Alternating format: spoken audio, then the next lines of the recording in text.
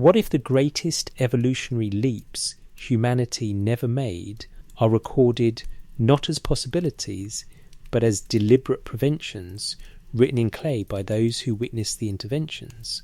The artifact rests behind climate-controlled glass in the Ashmolean Museum's Mesopotamian collection. Room temperature held at exactly 20 degrees Celsius. Humidity at 45%. The object itself measures 8 inches tall, roughly the size of a wine bottle, its 4 sides covered entirely in cuneiform script, so dense the wedge-shaped impressions seem to shimmer under the gallery lights. This is the Weld Blundell prism, catalogue number WB444, excavated from the ancient city of Larsa in southern Iraq in 1922. The clay is a warm terracotta brown, harder than stone after 42 centuries, yet still bearing the fingerprints of the scribe who shaped it around 1800 BC. The weight, if you could hold it, which you cannot, for it remains forever behind that glass, would surprise you. Heavier than it looks. The density of compressed river clay baked to permanence under the Mesopotamian sun. Along one edge, a vertical hole pierces the prism's core, suggesting it once rotated on a wooden spindle for easier reading. The scribe intended this document to be consulted, referenced, used. What makes this object extraordinary is not its age, though it predates the Iliad by 1,000 years, not its preservation, though few artifacts survive with such clarity. What arrests the viewer, what has puzzled scholars since its translation, is what the text claims to record. The Sumerian king list, a chronological register of every ruler who held dominion over Mesopotamia from the moment kingship descended from heaven to the scribe's own era. The later kings, the historical ones, present no problems. Ur-Nammu of the 3rd dynasty of Ur, for instance, is listed as ruling for 18 years, a figure confirmed by independent archaeological evidence, administrative documents, building inscriptions. The record in these sections aligns perfectly with what we know from other sources, but scroll backward through the prism's columns, past the flood, into the antediluvian period, into what the text calls before the deluge swept over the land, 8 kings, 5 cities, total combined reign 241,200 years. The first ruler, Alulim of Eridu, is credited with 28,800 years on the throne. His successor Allogar ruled for 36,000 years. In the city of Badtabira, a king named Enmenluanar held power for 43,200 years. These are not symbolic numbers. They are presented with the same matter-of-fact precision as the 18 years attributed to Unamu. Same grammatical structure, same formulaic phrasing, same documentary tone. Scholars call this mythology, religious literature, the fantastical preamble to an otherwise reliable historical document. The conventional interpretation suggests these immense lifespans represent tribal memory, dynastic glory, or theological symbolism. The ancients' way of expressing that these pre-flood rulers were blessed by the gods, that the distant past was more perfect, more divine. But the text itself makes no such claim. It does not say these kings were blessed. It does not frame their longevity as reward or metaphor. It simply states, in the clearest possible language, this king ruled this long, then this king ruled this long, then the flood swept over, then kingship was lowered again from heaven, and suddenly, dramatically, the reigns dropped to between 18 and 30 years, occasionally spiking to 100 or 200, but never again reaching those antediluvian heights. Something changed. The text records a reduction, a ceiling imposed, and this is only one artifact, one thread. The Sumerian records contain dozens of tablets, excavated from multiple sites across a region larger than modern France, written across a 1,000-year span, authored by scribes who never met and worked in cities separated by deserts and rivers. Yet these texts speak, again and again, of moments when human capabilities were cut short, when knowledge was offered, then withdrawn, when transformation was within reach, then deliberately prevented, when unity fractured into confusion, when mortality became permanent, the pattern appears too often to dismiss, too consistent to ignore. If these are myths, they are myths with a very specific preoccupation, the ways in which humanity was prevented from becoming something more. This is not a story about creation, it is a story about limitation, about boundaries enforced, about evolutionary ceilings locked into place. Before we go further, take a moment if you'd like and leave a comment. Where in the world are you listening from, and what time is it there? It helps to know this exploration is happening across time zones, in bedrooms and night shifts, in quiet moments stolen from a loud world. Now, let us examine what the clay actually says. The Sumerians themselves never used the word mythology. They had no concept that would translate to fiction as we understand it. Their word for these texts was closer to record or account, namshub in Sumerian, from the root meaning to inscribe or to make endure. These were not stories told around fires. These were official documents stored in temple archives, copied and recopied across generations, treated with the reverence afforded to legal contracts or astronomical observations. The question is not whether the Sumerians believed what they wrote. The question is, what did they believe they were writing about? And before we can answer that, we must first understand who they were, when they lived, and how we came to read their words at all. Before the cities rose. The land between the rivers emerges from darkness around 4500 BC, though the darkness is more ours than theirs. Before this date, the archaeological record shows scattered settlements, small agricultural communities clustered along the marshy deltas where the Tigris and Euphrates rivers drain into the Persian Gulf. Pottery, mud brick foundations, grain storage, the usual signatures of Neolithic village life. Then, within the span of perhaps 5 centuries, a historical eye blink, cities appear. Not gradually, not village by village growing into towns, growing into urban centres. The cities arrive, it seems, fully formed. Uruk becomes, by 3500 BC, the largest city on Earth, with a population estimated between 40 and 80,000 people. This in an era when most human beings still live in communities of a few hundred. Uruk sprawls across 2.5 square miles, protected by a massive brick wall 6 miles in circumference, punctuated by 900 defensive towers.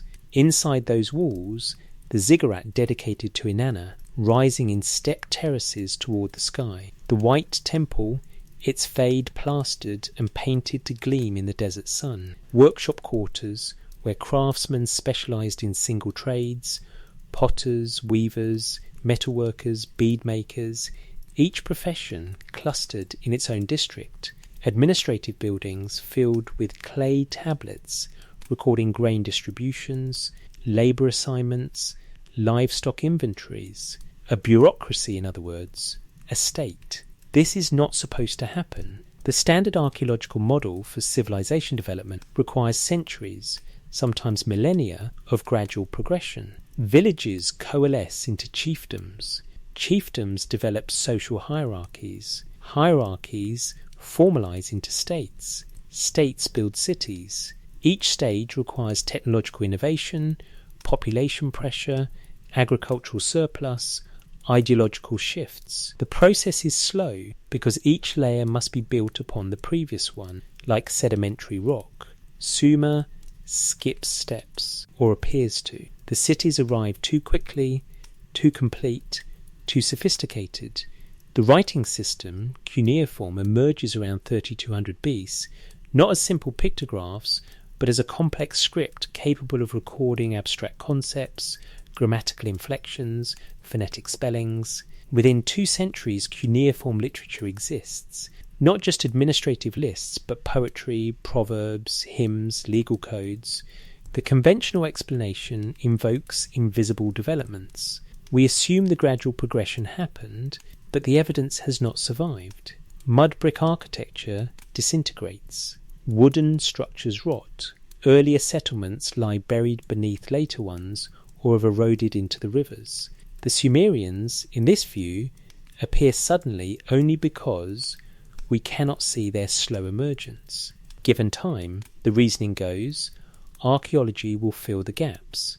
Perhaps, but the Sumerians themselves describe their origins differently. In the earliest king lists, in the opening lines of their creation texts, they state repeatedly that civilization came from outside, that it was brought, not developed.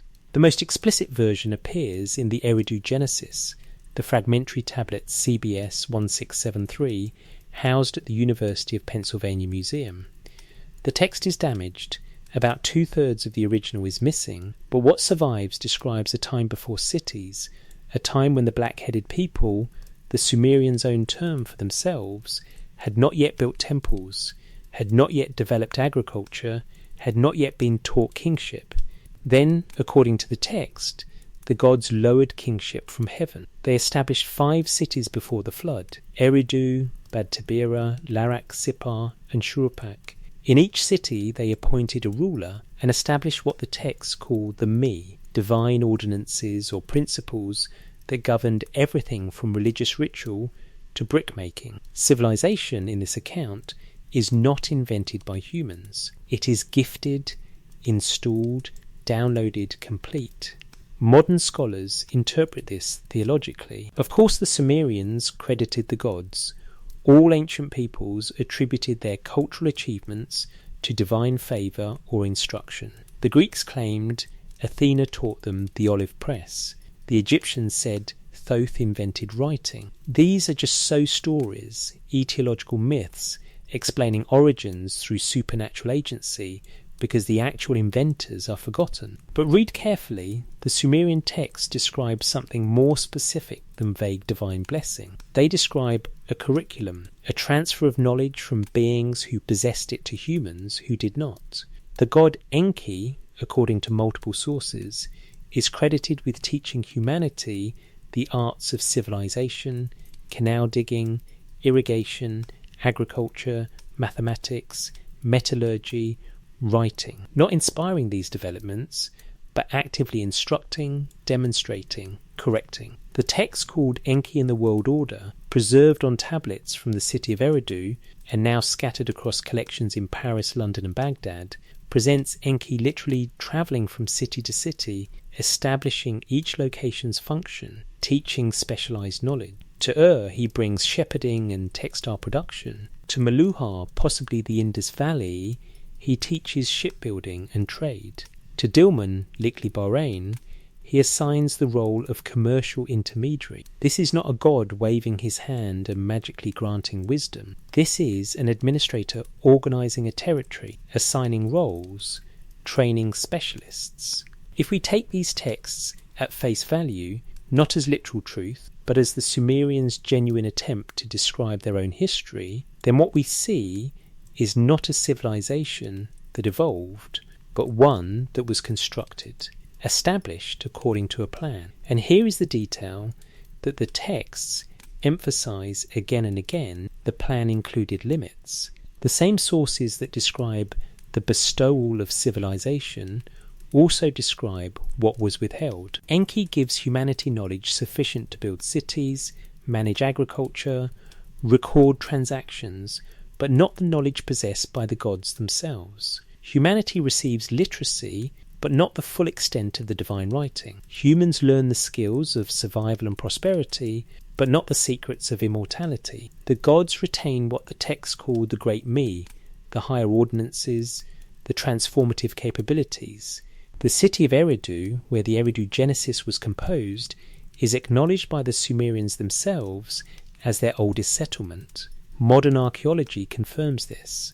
The deepest excavation levels at Eridu, designated by archaeologists as Eridu I, date to approximately 5400 BC, far earlier than Uruk, earlier than any other Sumerian city. Eridu was already ancient when Uruk was built. Its temple precinct, the Iabzu dedicated to Enki, was continuously rebuilt and expanded for 3,000 years. Each new structure erected directly atop the ruins of its predecessor, maintaining the sacred geography across millennia. Why would a civilization's oldest city also be the centre of the god of knowledge? Why would the Temple of Wisdom be the first structure these people built? The mainstream answer, coincidence, or post hoc reasoning? Whichever city happened to be oldest would naturally claim primacy, and its patron deity would be elevated accordingly. But consider an alternative reading. What if Eridu came first, because that is where the knowledge was? What if the city arose around the source, rather than the source being retroactively assigned to the city? The Eridu texts themselves suggest this. They describe Enki dwelling in the Abzu, the subterranean freshwater ocean that the Mesopotamians believed underlay the earth before humanity existed. Eridu is built over the Abzu's access point. The temple is not merely dedicated to Enki, it is his dwelling place, the location from which he emerges to interact with the surface world. The deepest chamber of the Abzu temple, according to ritual texts, contained a pool or basin fed by groundwater, symbolizing the connection to the deeper realm below. Archaeology has confirmed this detail. When excavators reached the lowest levels of the Abzu temple, they found evidence of water rituals, drainage systems, and a central basin surrounded by offering platforms.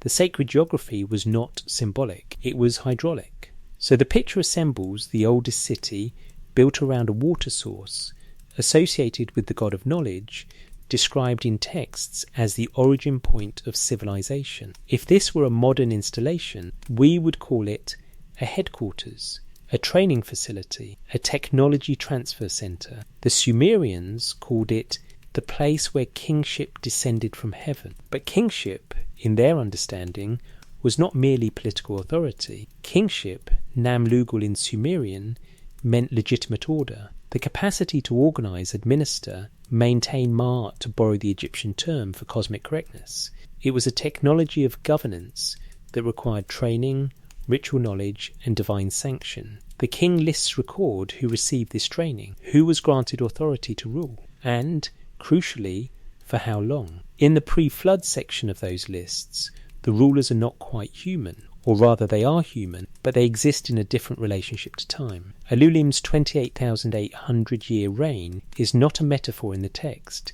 it is arithmetic. The scribe uses the Sumerian counting system 8 Sar equals 3,600 equals 28,800, the same mathematical notation used to count jars of grain or bricks in a temple wall. The conventional explanation invokes sexagesimal multiplication errors.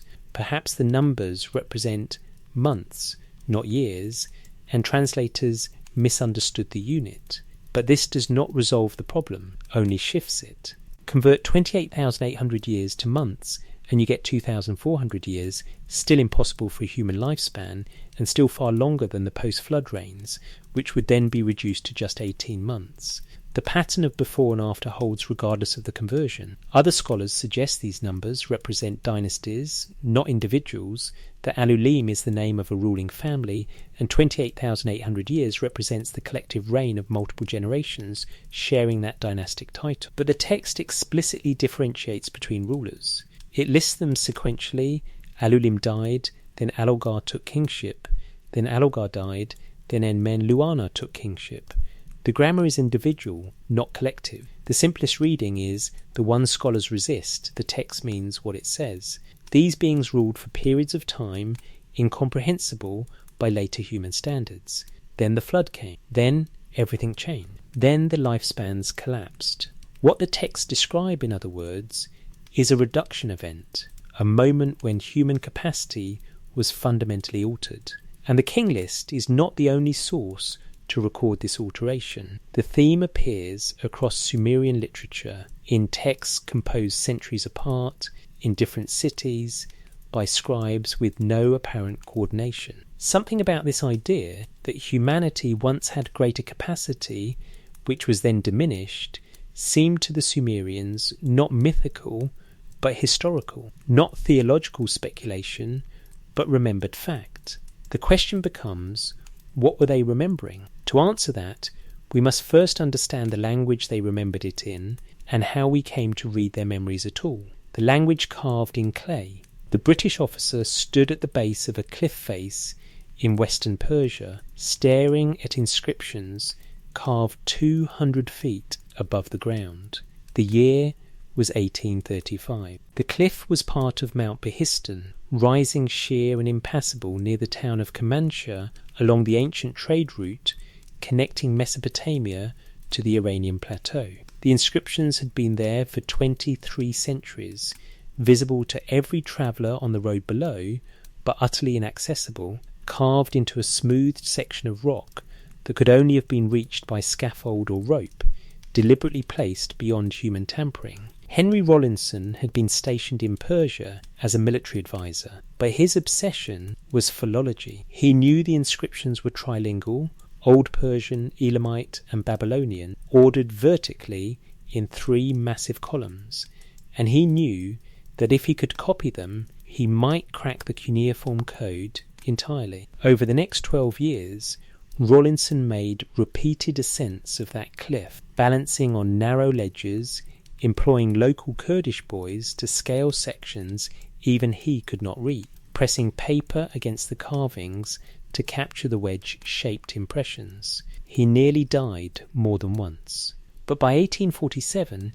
he had copied the entire inscription, 1,400 lines detailing the military campaigns of Darius I of Persia, carved around 520 BC. The Old Persian section was deciphered first, its alphabet already partially known. That gave Rawlinson a key known words in one language matched against unknown symbols in the other 2. Slowly, painstakingly, the Babylonian section yielded, and Babylonian was close enough to Akkadian, which was close enough to Sumerian, that within another generation scholars could begin reading tablets excavated from southern Iraq. What they found astonished them. Not primitive myths or religious incantations, but an entire literature, law codes, astronomical tables, medical treatises, agricultural manuals, business contracts, school exercises, proverbs, jokes, lullabies, legal disputes, and yes, also myths, but myths recorded with the same documentary precision as the grain receipts. The decipherment was not easy, and it is not finished. Sumerian is a language isolate, unrelated to any known language family. Its grammar operates on principles utterly foreign to Indo-European languages. Verbs come at the end of sentences. Nouns incorporate prefixes and suffixes indicating possession, direction, relationship. A single Sumerian word can encode what requires an entire English sentence to convey. This means translation is interpretation, especially for damaged tablets, where half the text is missing or the cuneiform is worn. Scholars must reconstruct meaning from context, from parallel passages, from comparative vocabulary. And honest scholars admit this uncertainty. When W.G. Lambert and A.R. Millard published their definitive edition of the Atrahasis epic in 1969, they included extensive footnotes acknowledging ambiguous words, multiple possible readings, grammatical puzzles. But certain passages are unambiguous. When the Atrahasis text, preserved in tablets from multiple sites, including the British Museum's BM 78941, states that the Igigi gods rebelled because their labour was too great, the grammar is clear. When it records that the senior gods, the Anunnaki, decided to create a replacement workforce by mixing the blood of a slain god with clay, the vocabulary is standard. When it describes humanity's purpose as bearing the god's workload, the verb is ars, meaning to carry or to bear a burden, the same word used elsewhere for beasts of burden carrying goods. This is not vague mythological language. This is specification of function. Humanity, according to Atrahasis, was not created for spiritual communion with the divine, not formed to admire creation, not placed in paradise to enjoy leisure. Humanity was created to work, to perform labour, to free the gods, or some class of beings labelled as gods, from physical toil. The text goes further. It describes the creation process in procedural detail. The goddess Nintu, also called Bele-Ili or Mami depending on the source, mixes clay with the flesh and blood of the slain god, Wei-Ila, identified in the text as the god who had intelligence. This mixing is not symbolic. The text specifies quantities, actions, ritual procedures. Nintu shapes 14 forms, 7 male, 7 female. She places them in groups. She recites incantations over them. Then, after a specified period, they are brought to birth. Modern readers interpret this as pre-scientific cosmology, the ancients' best attempt to explain human origins without knowledge of biology. But the text reads less like speculative philosophy and more like a technical manual. It describes a process. It records parameters. If you encountered this passage without preconceptions, you might conclude it was describing genetic engineering, the deliberate mixing of biological material from two sources to produce a new organism with desired characteristics. Would the Sumerians have understood genetics? Of course not in modern terms. But they understood breeding. They selectively bred cattle, sheep, dogs and grain for millennia. They knew that offspring inherited traits from parents.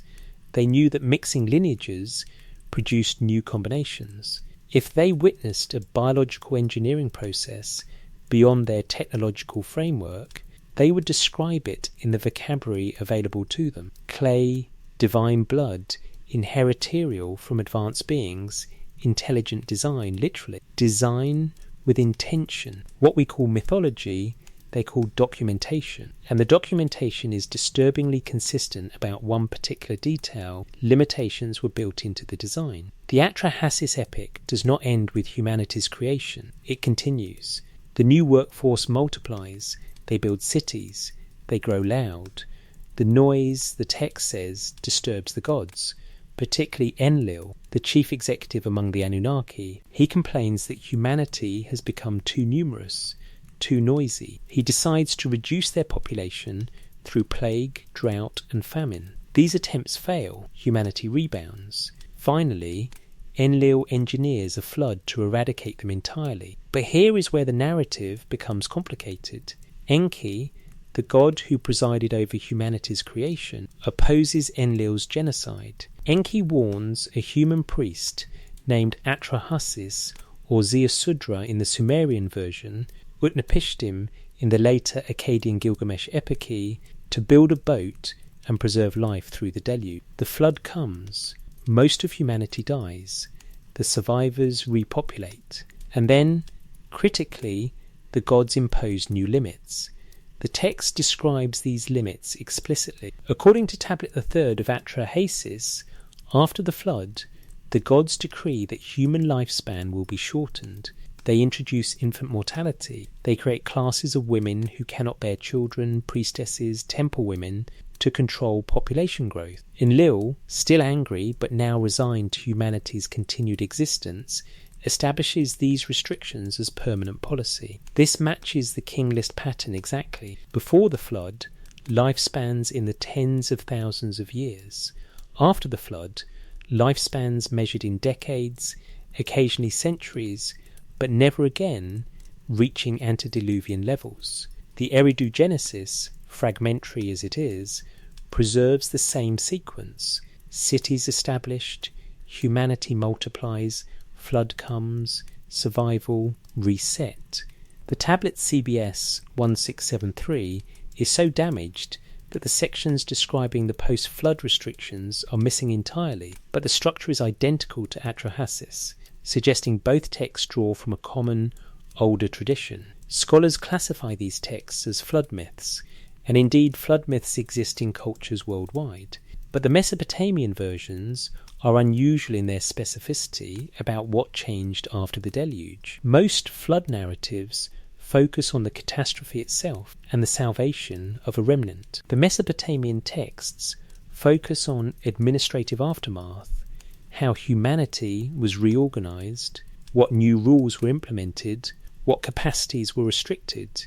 It reads less like myth and more like policy documentation. The minutes from a meeting where the decision makers debated population control measures and settled on biological limitation as the most efficient solution. If this interpretation seems far-fetched, consider the genre of the tablets themselves. The Atrahasis epic was not religious scripture. It was copied in scribal schools as a literary classic, but it was also catalogued in the same libraries as astronomical observations, mathematical tables, and medical texts. The ancient librarians at Nineveh, who organised Ashurbanipal's great collection in the 7th century BC, classified Atrahasis under historical documents, not hymns or prayers. They treated it, in other words, as non-fiction. Now, obviously, we cannot take ancient genre classifications as definitive proof of historicity. The ancients believed many things we now know to be false, but we also cannot dismiss their classifications as meaningless. If the Mesopotamian scholars, who were intimately familiar with these texts, who read them in their original language, who preserved and studied them for millennia, categorized them as chronicles rather than fantasies, that should at least give us pause. What if they knew something about the text's origins that we have forgotten? The decipherment of cuneiform opened a window into the Mesopotamian mind, but it is a window, not a door. We see through the glass, we do not stand in the room, much remains uncertain, ambiguous, debated, but certain themes recur too persistently to ignore. And one of those themes, perhaps the most persistent, is the idea that humanity was deliberately designed with constraints, that we possess enough capacity to be useful but not enough to be threatening, that our limitations are not accidental but engineered. The texts do not present this as tragedy, they present it as fact. The Sumerians seem not to have mourned their limitations, they simply noted them, the way one might note that donkeys are strong but horses are faster. These are the parameters of the design. These are the specifications. But what precisely were those specifications? What capabilities were granted and what capabilities were withheld? To answer that, we must examine the moment when one human being came closer than any other to crossing the boundary, and the intervention that stopped him. The rebellion in heaven. The tablet sits in a climate-controlled drawer in the British Museum's Department of the Middle East. Catalogue number BM 78941. Reddish-brown clay, roughly 8 inches by 6 inches, covered front and back with dense columns of Akkadian cuneiform. This is tablet 1 of the Atrahasis epic, dated to approximately 1700 BC, copied from an older Sumerian original that may date back another 1,000 years. The opening lines describe a cosmos already divided. 3 gods hold dominion over the structure of reality. Anu commands the heavens, Enlil governs the earth and atmosphere, and Enki controls the subterranean freshwater ocean, the Abzu. Beneath these 3, a class of lesser gods called the Igigi performs the physical labour necessary to maintain the world, digging canals, dredging rivers, clearing irrigation channels, building temples. For 40 years, the text says the Igigi work. The number may be symbolic. 40 is a conventional figure in Mesopotamian literature, meaning a long time. But the work itself is specific, cutting through earth, hauling soil, manipulating water systems. Backbreaking labour performed by beings who, the text makes clear, were not designed for such toil. Then, after those 40 years, the Igigi rebel. They burn their tools. They march through the night to Enlil's dwelling. They surround his house. They refuse to work. The scene is described with remarkable narrative detail. Enlil, startled by the commotion, sends his vizier Nusku to investigate. Nusku returns with the message, the Igigi have had enough. They are finished. The labour is too great. Enlil's first response is anger. He summons Anu and Enki. The 3 senior gods convene to address the insurrection. Anu suggests executing the ringleader as an example. Enlil agrees. They demand the Igigi identify who initiated the rebellion. But the Igigi stand firm. They declare collectively, every single one of us. We all decided. We all refuse. There is no single leader to execute. If you kill one, you kill all, and then who will do the work? This is not how myths typically function. In standard mythological narrative, the gods are absolute. Their authority is not questioned. Rebellion is swiftly punished, order restored. But here, the lesser gods successfully organise collective action, and the senior gods back down. Not out of mercy, but out of practical necessity. The work must be done. Executing the workforce solves nothing. Enki offers the solution: create a new worker, a being designed specifically for labour. The Igigi will be freed from toil and elevated to supervisory roles, while this new creature will bear the physical burden. The decision is unanimous. The gods agree, and so humanity is made. The creation process is detailed across several columns. The gods slaughter one of their own, Waila, described as a god who had intelligence, and mixes blood and flesh with clay. The goddess Nintu shapes the mixture, reciting incantations, performing rituals. After a gestation period, the text is ambiguous whether this is literal pregnancy or some other process. The first humans emerge, and immediately the text specifies their purpose. They are assigned to the labour. The canals the Igigi refused to dig, the humans now dig. The irrigation systems the Igigi abandoned, the humans now maintain. The work continues, but the workers have changed. This is not creation as celebration. This is creation as solution to a labour shortage. And here is the detail that matters. The humans are made from a mixture, not pure divine substance, but divine material diluted with clay. They carry the intelligence of Waila, enough to understand instructions, operate tools, organise work, but they are not themselves gods. They are lesser, derivative, designed with built-in limitations. The text does not specify what those limitations are, not in the creation passage itself, but the structure of the narrative makes them clear. The Igigi rebelled because they were not suited to physical labour. They possessed capacities beyond mere toil. The humans, by contrast, are suited to labour. They do not rebel. They do not question. They perform the work they were made for. The limiting factor, in other words, is consciousness, or more precisely, a certain kind of consciousness. The humans are intelligent enough to be useful, but not self-aware enough to recognise their exploitation. Later in the epic, after humanity has multiplied and filled the earth, Enlil complains about their noise. This detail has puzzled translators. Why would the gods, presumably vastly powerful, be bothered by human noise? Some scholars interpret this metaphorically. Noise means disorder, chaos, overpopulation. But the Akkadian word is rigmu, which literally means sound, uproar, clamour. What if the concern is not volume, but content? What if humanity is becoming too aware, too communicative, too organised? The Igigi rebelled through collective action, through coordinated refusal. If humanity begins to develop similar capacities, if they start organising, questioning, recognising their situation, then the labour solution fails. Enlil's response is to reduce the population, first through plague, then drought, then famine, each time driving humanity to the edge of extinction. But each time, they survive, they adapt, they rebuild. The text describes this explicitly. Humans develop agriculture to counter famine, they dig deeper wells during drought, they learn herbal remedies against disease, they evolve solutions. And that, it seems, is precisely the problem. Humanity is not remaining static. They are developing, learning, improving, growing beyond their original design parameters. The flood in this reading is not divine wrath against wickedness. It is a reset button, an attempt to eradicate a prototype that exceeded its specifications. But the reset is incomplete. Enki warns Atrahasis.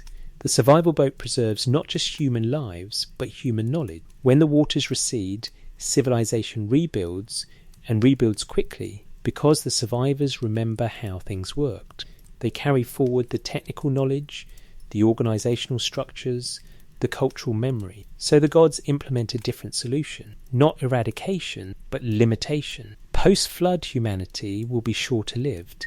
They will die before accumulating too much knowledge. Each generation will have to relearn, rediscover, start partially from scratch. The continuity of memory will be broken, not through catastrophe, but through biology. Tablet 3 of Atrahasis preserves the decree. After the flood, Enlil establishes new rules. Some women will be barren, some children will die young, and human lifespan will be reduced.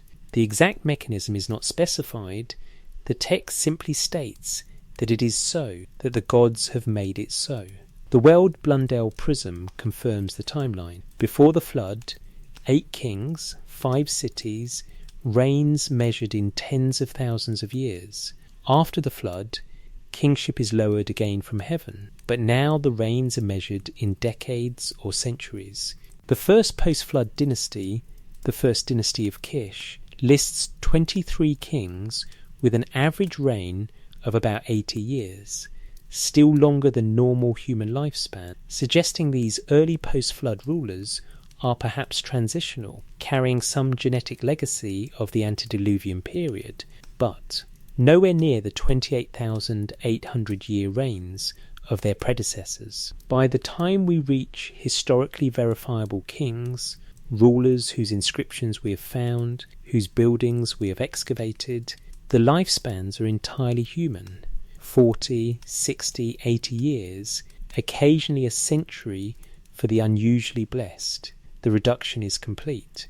Biologically, this should be impossible. Species do not suddenly experience wholesale lifespan reduction without environmental pressure or evolutionary change, and evolution operates on timescales of thousands or millions of years, not the single generation implied by the king lists before and after structure. Unless the change was not evolutionary but interventional, unless something in human biology was deliberately altered.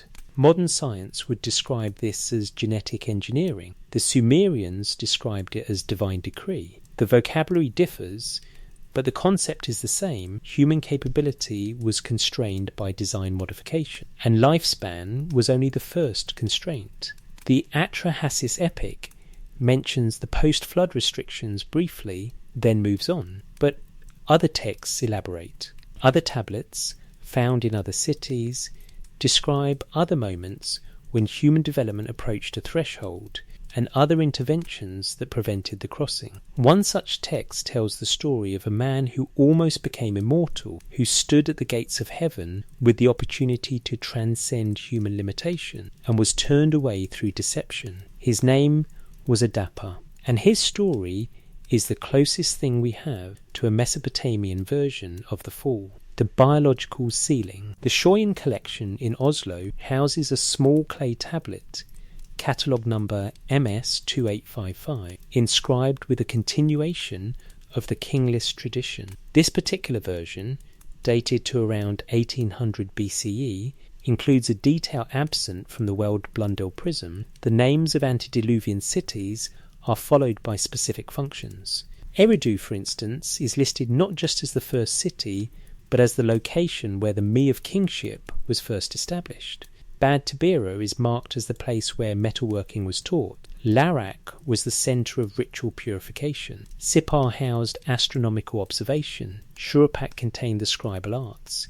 Each city, in other words, was a specialised institution, a training centre, a repository of specific knowledge, and in each city, according to the text, a ruler presided for tens of thousands of years. Not dynasties, but individuals. The same king governing the same city across spans of time that dwarf recorded history. Conventional scholarship interprets these lifespans as impossible and therefore symbolic. The ancients, lacking accurate chronology, inflated numbers to express antiquity. The greater the number, the more ancient and venerable the subject. Thus, early kings receive enormous reigns because they are more distant from the scribes present. But this interpretation fails to explain why the inflation is consistent. If scribes were simply assigning large numbers to express very old, we would expect variation. Some scribes would prefer millions of years, others thousands, depending on personal style or regional tradition. Instead, across all king list versions, more than a dozen surviving copies from different cities and different centuries, the antediluvian numbers fall within a narrow range. No pre-flood king rules less than 18,600 years, or more than 43,200 years. And the numbers follow a pattern. They are all multiples of 60 or 360, the base units of the Sumerian, sexagesimal counting system. This suggests calculation, not symbolism. The scribes are recording durations in standard mathematical notation, the same way they record grain quantities or brick counts. They are not expressing very long ago in poetic language. They are stating specific time periods using the numerical system designed precisely for recording specific quantities. Which brings us back to the problem: if the numbers are meant literally, they describe biologically impossible lifespans. And if we dismiss them as symbolic, we must explain why the symbolism is so mathematically precise and why it appears unchanged across multiple independent sources. There is a third option. The numbers are accurate, but they do not measure individual human lifespans. They measure something else. What if antediluvian kings were not human in the way post-flood kings were human? What if they were hybrids, the direct products of the mixing described in Atrahasis, beings who carried sufficient divine material to remain biologically stable across millennia? This is not as speculative as it might seem. The texts themselves differentiate between classes of beings. The gods are one category. Humans, Lum in Akkadian, Lin Sumerian are another. But between these categories exist intermediate figures: the Apkallu, the antediluvian kings, the Lugal rate, and the offspring of divine human unions referenced in fragmentary texts. The Apkallu, in particular, are consistently described as pre-flood advisors who possessed wisdom beyond normal human capacity. According to the tradition preserved in the Uruk king list and elaborated by the Babylonian priest Berossus, 3rd century, 7 Apkallu served the antediluvian kings, teaching civilization's arts. After the flood, the Apkallu disappear, replaced by fully human sages who possess great learning but not the comprehensive knowledge of their predecessors. If the Apkallu were biologically different, if they were, effectively, a different species or subspecies, then their extended lifespans become explicable. They are not humans living impossibly long. They are non-humans recorded in human history. And if the antediluvian kings were themselves hybrids or near hybrids, then their lifespans would reflect their biology. Alulim of Eridu, ruling for 28,800 years, might have been majority divine in composition, biologically stable across millennia. His successor Alulgar, with 36,000 years, similarly long-lived. Down through the 8 kings, each presiding over a city, each serving as the interface between the divine knowledge holders and the human workforce. Then the flood, the reset, the elimination of these long-lived intermediaries. And here is where the biological ceiling becomes visible. When kingship is lowered from heaven again after the deluge, the new kings are different. The first dynasty of Kish, according to the Sumerian king list, begins with a ruler named Gushur, whose name means master of the land. His successor, Kulasina-Bel, has a name suggesting linguistic mixing, part Sumerian, part Akkadian. These are not the clear single-syllable names of the antediluvian rulers.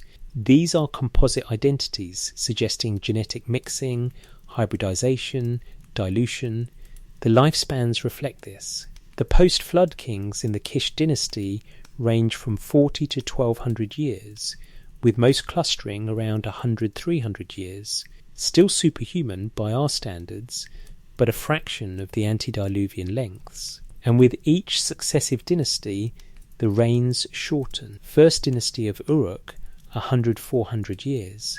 Second dynasty of Uruk, 30-120 years. By the third dynasty of Ur, round 2100 Narps, reigns are 10-50 years, fully within normal human reign. The trend is unmistakable. A progressive reduction, a genetic dilution. The divine material introduced in the original creation, still present in the immediate post-flood period, gradually thinning across generations until it effectively disappears, leaving only baseline humanity. This is extinction through assimilation, not the sudden eradication of a species, but its absorption into a larger population, its unique traits diluted generation by generation until they no longer express.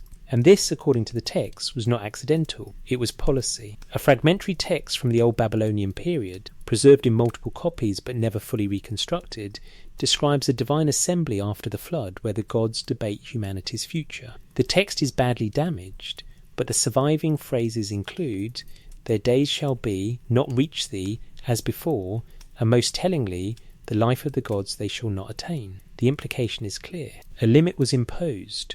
Human lifespan was capped. Whatever biological potential existed in the original creation, whatever longevity the divine admixture might have conferred, was to be suppressed or bred out.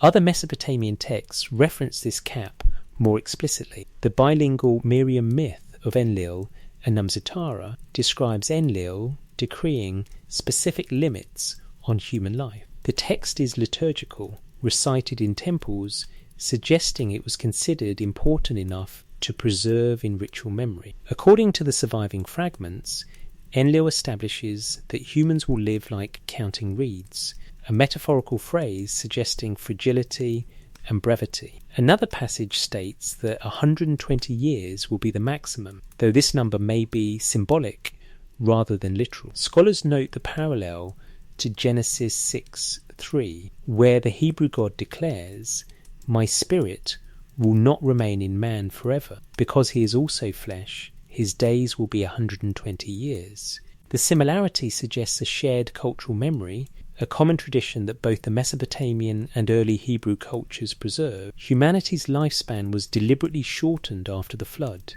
But why? If the concern was overpopulation, mortality already accomplishes that.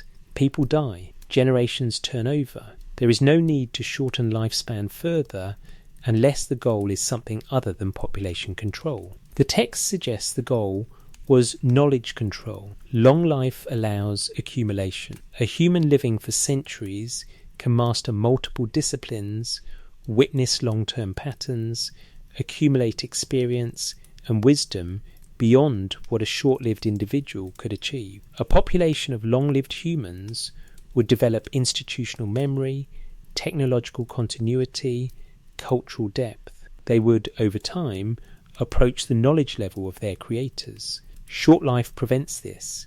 Each generation must relearn. Discoveries are forgotten, then rediscovered. Progress occurs, but slowly, erratically. The collective advancement is constrained by the speed of knowledge transfer across generations.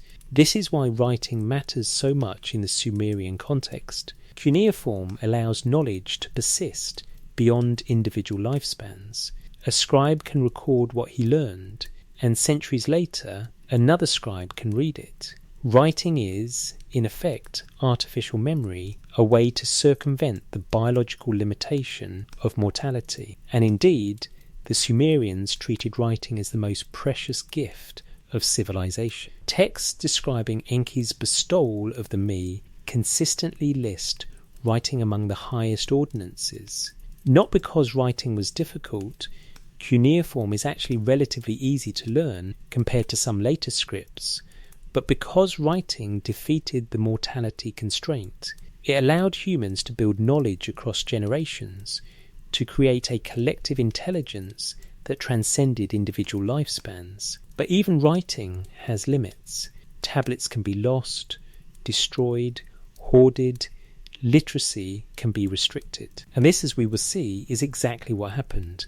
The knowledge recorded in cuneiform was not democratically distributed. It was controlled, gate-kept, reserved for a small elite trained in specialized institutions. Before we examine that gatekeeping, though, we must consider one more biological intervention. The individual who came closest to escaping the mortality limit, who was offered the opportunity to transcend human constraint, and who was prevented from accepting. His story is preserved in fragments excavated from Egypt, Mesopotamia and Syria, all telling the same tale with minor variations. The story of Adapa, the wise priest who broke the wing of the south wind and was summoned before the gods to answer for his transgression. What happened at that divine court, according to the text, determined the permanent boundary between human and divine, and the mechanism of that boundary was deception. The priest who almost became immortal. 4 fragments, that is all we have. The story of Adapa exists in pieces scattered across museums, tablets excavated from Tel El Amarna in Egypt, dated to the 14th century BC, older fragments from the Library of Ashurbanipal in Nineveh, Sumerian versions from Nippur, and the Morgan Library tablet MLC 1296, a Middle Babylonian copy. That preserves sections missing from the other sources. None of the fragments alone tells the complete story, but assembled they form a narrative of startling clarity. Adapa is described as a priest of Enki in the city of Eridu, the oldest city, the centre of knowledge. But Adapa is not merely a ritual functionary. The text calls him Abkalu, sage, wise one, and states explicitly that Enki granted him wisdom, made him supremely intelligent, gave him understanding of the hidden structure of things. Adapa knows incantations. He understands the movements of heavenly bodies. He can speak the language of the gods. But, the text emphasizes, Enki did not grant him immortality. Wisdom, yes. Eternal life, no. This distinction is critical. Adapa is designed to be knowledgeable but mortal. He represents, in a sense, the ideal human from the god's perspective. Useful, intelligent, capable, but still constrained by death, still limited by the biological ceiling. The story begins with Adapa fishing in the Persian Gulf, providing food for Eridu's temple. The south wind rises, capsizing his boat. Enraged, Adapa speaks a word of power, an incantation taught him by Enki, and breaks the wing of the south wind. The wind stops. It does not blow for 7 days. This detail is odd. The text does not say Adapa caused the wind to cease temporarily. It says he broke its wing, using the imagery of a bird, suggesting the wind itself is a living entity, and Adapa has injured it, possibly permanently. Anu, the god of heaven, notices. From his celestial vantage, Anu observes that the south wind no longer functions. He summons his vizier and demands explanation. The vizier investigates and reports a human priest in Eridu has broken the wind's wing using divine power. Anu is furious. A human should not possess this capability. Anu orders Adapa brought before him in heaven to answer for the transgression. Here the text becomes fascinating. Enki, Adapa's patron, hears of the summons. He knows Adapa will be brought before the divine court, and he gives Adapa specific instructions. Enki tells Adapa what to expect. At the gates of heaven, 2 gods will be standing guard, Dumuzi and Gizida. Adapa should dress in mourning garments, dishevel his hair, and when the guards ask why he mourns, he should say, 2 gods have vanished from the land, Dumuzi and Gizida, and I mourn their absence. This flattery will please the guards, who are themselves Dumuzi and Gizida. They will speak favourably on Adapa's behalf before Anu. Then Enki gives the crucial warning, when you stand before Anu, they will offer you food and drink. Do not eat the food. Do not drink the drink. They will offer you a garment. Put it on. They will offer you oil. Anoint yourself. But the food and drink, refuse. Why? Enki explains the food is the food of death. The drink is the water of death. If you consume them, you will die. Adapa follows these instructions precisely. He arrives at heaven's gates, encounters Dumuzi and Gizida, flatters them with his mourning, and wins their favour. They escort him before Anu. Anu interrogates him. Why did you break the south wind's wing? Adapa explains. It capsized my boat while I was fishing for the temple, and in my anger I spoke without thinking. Anu is impressed by Adapa's honesty and intelligence.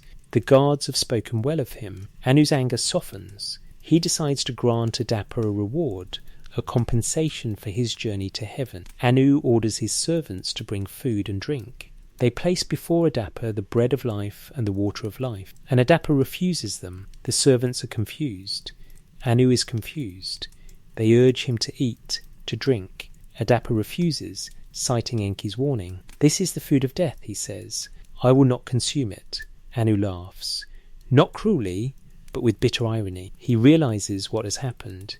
Enki has deceived you, Anu tells Adapa. This is not the food of death. This is the food of immortality. You could have become like us, living forever. But you refused.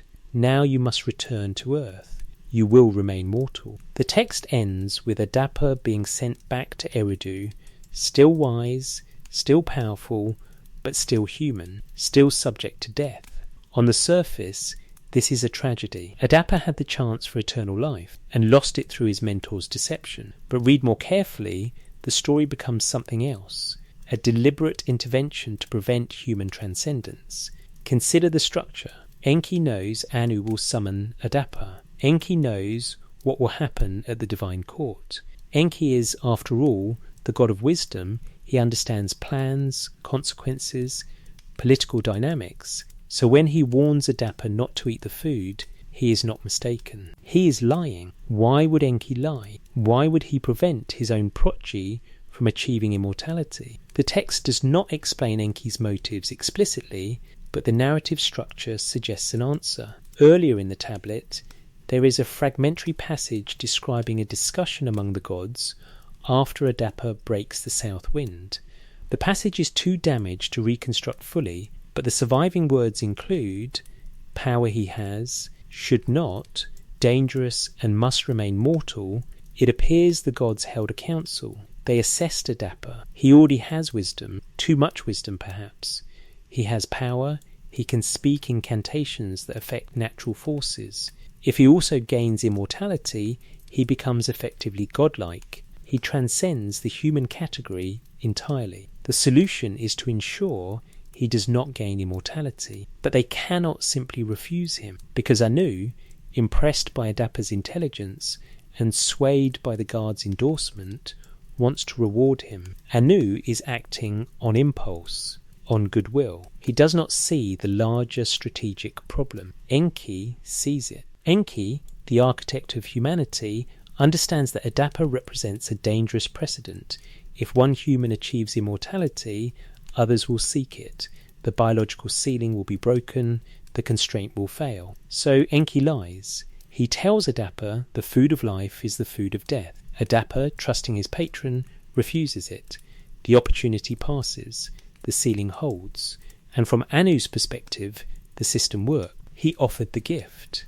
The human refused. The human's own limitations, his mortality, his dependence on incomplete information, his need to trust authorities who may not have his best interests at heart, prevented the transcendence. No overt force was necessary, no divine intervention was required at the moment of decision. The system self-regulated. This is control through information asymmetry. Adapa had wisdom, but not complete wisdom. He knew many things, but he did not know the god's intentions. He trusted Enki because Enki was his patron, his teacher. That trust was weaponized against him. The parallels to other restriction narratives are obvious. In the Genesis account, the serpent tells Eve that eating the fruit will make her like God, knowing good and evil. The divine response is to expel humanity from the garden before they can also eat from the tree of life and become immortal. The sequence is the same. Knowledge granted are rules, immortality threatened, intervention preventing the combination. In both cases, the concern is not that humans will become evil. The concern is that humans will become too much like the gods. The problem is transcendence, not morality. The Adapa text is more explicit about this than Genesis. Anu directly states that Adapa could have become like us if he had eaten the food. The potential for transformation was real, the opportunity was genuine, and it was prevented through deception. Other Mesopotamian texts reference Adapa repeatedly, always in the context of wisdom that did not lead to transcendence. Later scribal catalogues list Adapa as the first of the post-flood Apkallu, the wise sages who advise kings. But unlike the pre-flood Apkallu, who were apparently immortal or near immortal, Adapa and his successors died. They accumulated knowledge within their lifetimes, but they could not transcend the biological limit. They represented the new standard, smart but mortal, useful but contained, and contained they remained. No subsequent texts describe humans achieving immortality. The door Adapa almost walked through closed behind him. Other myths tell of humans seeking eternal life, Gilgamesh most famously, but all fail. Not through lack of effort or courage, but through circumstance, accident or intervention. It is almost as if the universe conspires to keep humans mortal, as if the system includes mechanisms to ensure the boundary holds. One such mechanism appears in the most famous quest for immortality in ancient literature, the journey of Gilgamesh to the plant of rejuvenation. His quest succeeds against all odds. He finds the plant, he secures it, he begins the journey home, carrying with him the means to restore youth. And then a serpent steals it, the plant at the bottom of the sea. The standard Babylonian version of the Epic of Gilgamesh, preserved across multiple tablets, with the most complete version in the British Museum's Nineveh collection, K3375, contains the crucial final section, reaches its climax in Tablet C. Gilgamesh, having witnessed his beloved friend Enkidu die, becomes obsessed with mortality. He refuses to accept that death is inevitable. If Enkidu could die, strong, wild Enkidu, who seemed invincible, then Gilgamesh himself will die. The terror of this realization drives the entire second half of the epic. Gilgamesh embarks on a quest to find Utnapishtim, the flood survivor, the only human to whom the gods granted immortality. After tremendous hardship, Gilgamesh succeeds. He crosses the waters of death. He reaches the distant shore where Utnapishtim dwells, and he demands the secret. How did you escape mortality? Utnapishtim tells him the story of the flood, which parallels the Atrahasis account almost word for word. The gods decided to destroy humanity. Ea Enki warned Utnapishtim. The boat was built, the flood came, the survivors emerged, and in gratitude and perhaps guilt, the gods granted Utnapishtim and his wife eternal life. But Utnapishtim emphasizes this was a unique circumstance, a singular event that will not be repeated. The gods are not going to send another flood, which means there will be no other survivor to reward with immortality. The door is closed. Gilgamesh despairs. He has come so far for nothing. But Utnapishtim's wife intervenes. She persuades her husband to give Gilgamesh something, some consolation for his journey. Utnapishtim relents. He tells Gilgamesh a secret. At the bottom of the ocean there grows a plant. This plant has thorns like a rose. It is called the old man becomes young again. If you can dive down, endure the thorns, and bring the plant to the surface, it will restore youth. Not eternal life, Utnapishtim is clear on this, but rejuvenation. You will grow old, eat the plant, become young again, then age again, eat again, cycle indefinitely. Immortality through renewal rather than through escaping time. Gilgamesh is elated. This is enough. This is more than he hoped. He ties stones to his feet and sinks into the deep. The thorns pierce his hands, but he seizes the plant and surfaces. He shows it to Ur-Shanabi, his boatman, with triumph. We will bring this back to Uruk, and I will test it on an old man first to verify it works, and then I will eat it myself. The return journey begins. After days of travel, they stop to rest near a pool of cool water. Gilgamesh decides to bathe. He leaves the plant on the shore. A serpent, drawn by the plant's scent, emerges from the water. It swallows the plant. Immediately the serpent sheds its skin, rejuvenated, and slithers away. Gilgamesh, emerging from the water, sees what has happened. He sits down and weeps. All that effort, all that danger, all that hope, gone because of a moment's inattention. He returns to Uruk empty-handed. The text emphasizes, "For whom have my hands laboured? For whom has my heart's blood been spent? I have gained nothing." The epic ends with Gilgamesh accepting mortality, taking solace in the walls of Uruk, the city he built. His immortality will be in his works, not his person. The surface reading is tragedy tinged with wisdom. Mortality is inevitable. Accept it. Find meaning in legacy. But look closer at the mechanics of the story, and a different picture emerges. Gilgamesh succeeded. He overcame every obstacle. He crossed the impossible distance to Utnapishtim's realm. He descended into the ocean and retrieved the plant. He secured the means of rejuvenation. All the effort paid off. The quest succeeded. And then, through the smallest accident, a serpent, a moment's inattention, pure chance, the prize is lost. Except, is it chance? The text describes the serpent being drawn by the plant's scent. The serpent does not stumble upon the plant randomly, it actively seeks it. It knows what the plant is, it targets it. And serpents, in Mesopotamian cosmology, are not ordinary animals. They are associated with divine knowledge, with the Abzu Enki's realm, with transformation. The Sumerian word for serpent, mu, is the same word used for dragon or magical creature. In cylinder seal iconography, serpents appear alongside gods, not as fauna, but as symbols or entities of power. What if the serpent at the pool was not an animal, but an agent? What if its theft of the plant was not accident, but intervention? The text does not make this explicit. It presents the serpent as a creature drawn by scent, opportunistic and natural. But the narrative structure, success at the last moment undermined by an external force, matches the Adapa pattern.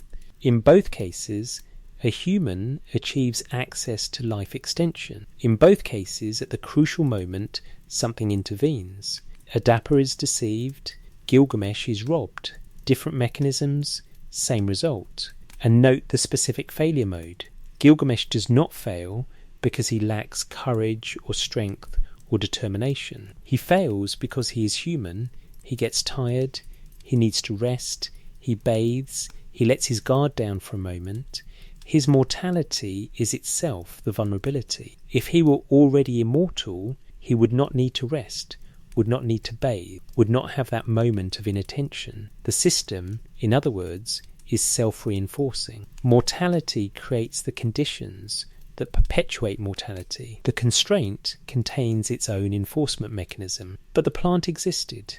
Utnapishtim knew of it. It was real, effective, available, which means immortality, or at least agelessness, is not intrinsically impossible. The universe permits it. The biology allows it.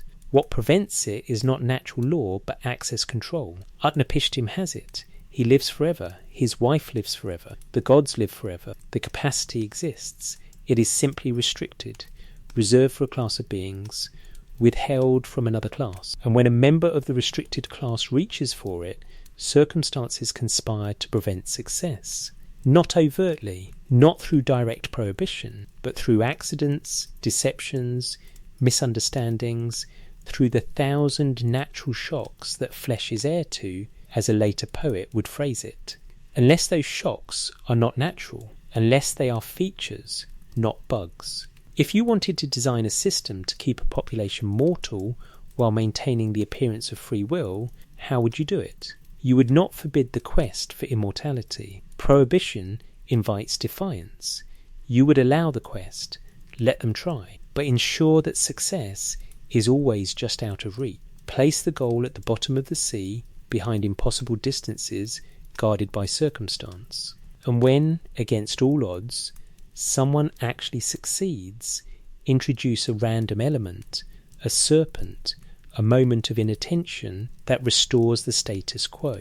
From the inside, it looks like tragedy. From the outside, it looks like population control. Gilgamesh's failure is personal, but its implications are universal. No human after him attempts the quest. The door closes. The precedent is set. Even the greatest hero, the strongest king, the most determined seeker cannot escape death. If Gilgamesh failed, what hope have lesser men? This is psychological enforcement. The myth itself becomes a constraint. By telling and retelling the story of Gilgamesh's failure, Mesopotamian culture internalizes the lesson, do not seek immortality. You will fail. Even kings fail. Even heroes fail. Accept your limits. And accepting limits, the culture stabilized. Mortality was normalized. The biological ceiling became invisible, internalized as natural law rather than imposed restriction. But some still remembered it was imposed. Some texts still recorded the moment of imposition, the deliberate choice to shorten lifespans, restrict access, withhold transformation. And some texts recorded what else was withheld, not just life extension, but other capabilities, specific powers, specific knowledge, the ME, the divine ordinances that govern not just ritual, but reality itself. These ME were not metaphors. They were, according to the texts, actual things, objects or perhaps data that could be stolen, transferred, hidden, granted or withheld. And the story of their distribution reveals the next layer of control, not biological, but informational. Not how long you live, but what you know while you live. The ME that were never given. In the Iraq Museum in Baghdad, among the thousands of tablets looted and later partially recovered during the chaos of 2003, there once sat, and perhaps still sits, though its current status is uncertain, a catalogue from the ancient city of Uruk, listing the Ninety, 4 ME granted to civilization. The tablet is late Uruk period, approximately 3000 BC, making it one of the oldest conceptual inventories in human history. The ME are difficult to translate. The Sumerian word has no precise English equivalent. Scholars variously render it as divine ordinance, cosmic principle, cultural element or power, but reading the list, a clearer picture emerges. The ME are capabilities, functions, operational parameters. Some are abstract, kingship, priesthood, truth, falsehood. Some are technical, metalworking, leatherworking, basket weaving. Some are social, prostitution, law, music, writing. Some are emotional, fear, terror, strife, peace. The list describes the components of civilization, not just how to build cities, but how to make cities function. Not just tools, but the knowledge of tools. Not just institutions, but the principles underlying institutions. And according to the myth recorded across multiple tablets, most famously in the text Inanna and Enki, these ME were originally held by Enki in the Abzu, the subterranean realm beneath Eridu. They were not scattered throughout the world naturally. They were stored, controlled, dispensed according to Enki's decisions.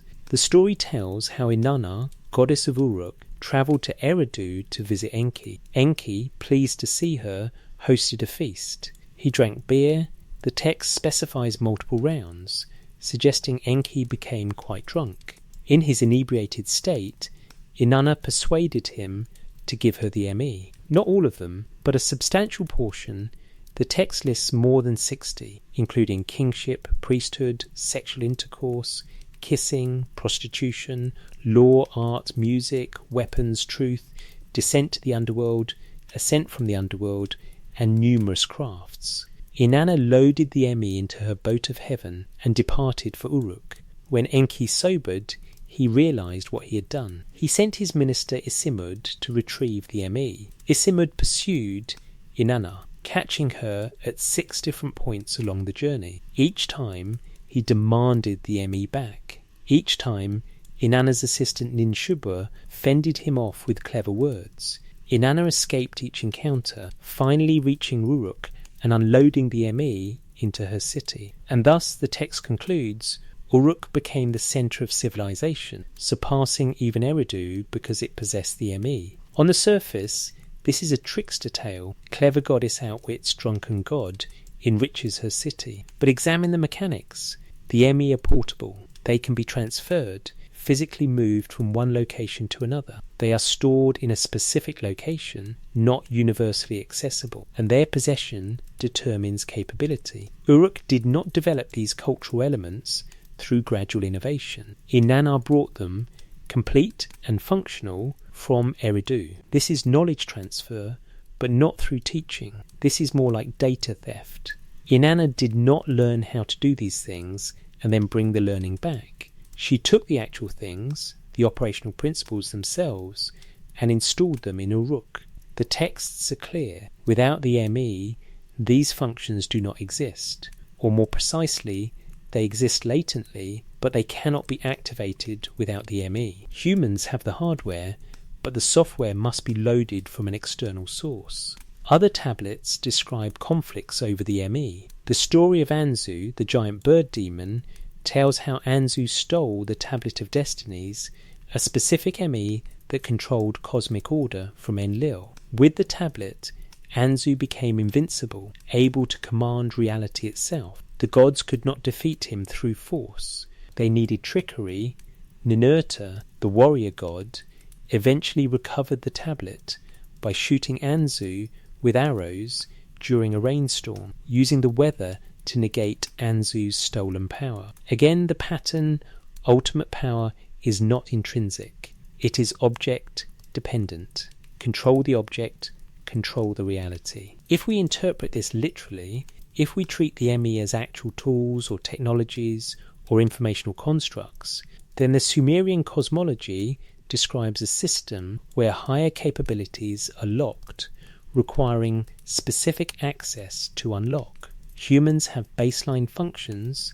They can survive, reproduce, build simple shelters, grow food. But complex capabilities, writing, law, advanced metallurgy, organized religion, require the ME. Without them, humanity remains at subsistence level. And who controls the ME? The gods, specifically Enki, with secondary distributions to other deities. Humanity receives some ME, enough to build the civilization the gods want, but not all ME, not the highest ordinances, not the transformative powers. The catalogue from Uruk lists 94 ME that civilization received, but other texts reference the great ME, the high ME, the secret ME that were never given. These remain in the Abzu, held by Enki, inaccessible. What are these withheld ME? The texts do not specify directly, but they hint. One fragment mentions the ME of godhood, another the ME of eternal life, another the ME of heaven's heart, phrases suggesting capabilities that would elevate humans to divine status. In modern terms, the source code. Humanity received applications, but not operating system access. Tools, but not root privileges. Sufficient capability to be useful, insufficient capability to be independent. And this distribution was not accidental. The myth of Inanna stealing the ME includes a crucial detail. After Enki sobered and realised the ME were gone, he accepted the loss. He did not go to Uruk himself to retrieve them. He sent Isimud, knowing Isimud would fail. The text implies Enki allowed the theft. He wanted Uruk to have those ME, wanted civilization to spread, but he needed plausible deniability. If Inanna stole them, he could claim he had not authorized the transfer, useful if the other gods objected. But the ME Inanna took were carefully limited. She got law, but not the judgment that supersedes law. She got descent to the underworld, but not uncontested return, as her own later myth demonstrates. Her descent nearly kills her, her return requires substitution. She got weapons, but not invincibility. She got enough to make Uruk great, but not enough to make Uruk independent of divine oversight.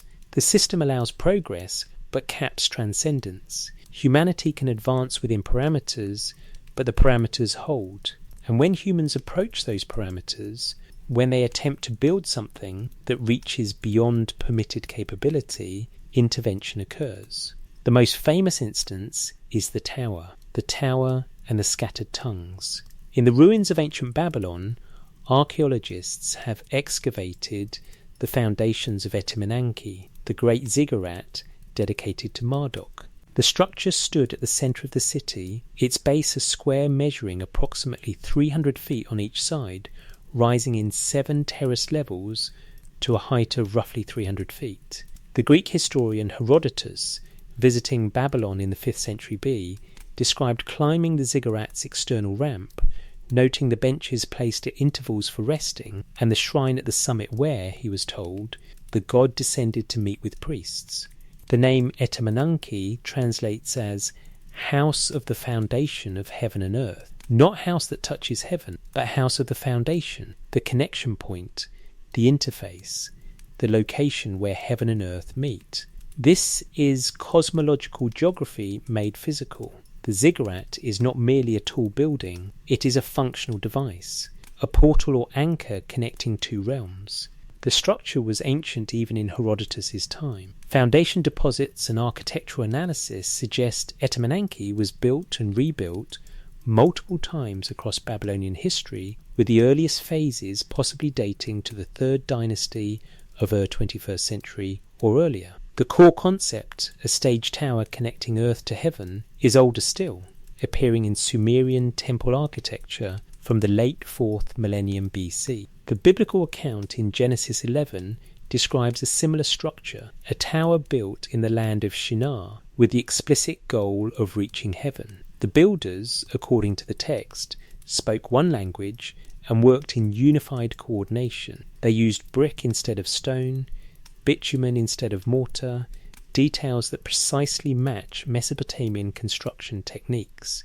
The project advanced rapidly, and then God, observing the construction, made a statement that has puzzled theologians for millennia. If as one people speaking the same language they have begun to do this, then nothing they plan to do will be impossible for them. This is not a moral condemnation. There is no accusation of wickedness or idolatry. The concern is capability. The unified language enables coordinated action, and coordinated action enables achievement without limit.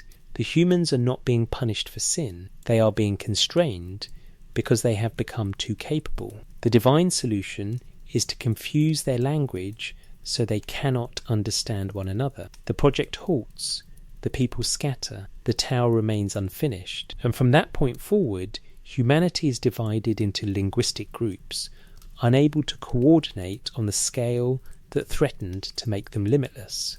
The conventional reading treats this as myth, as etiology, explaining why humanity speaks multiple languages.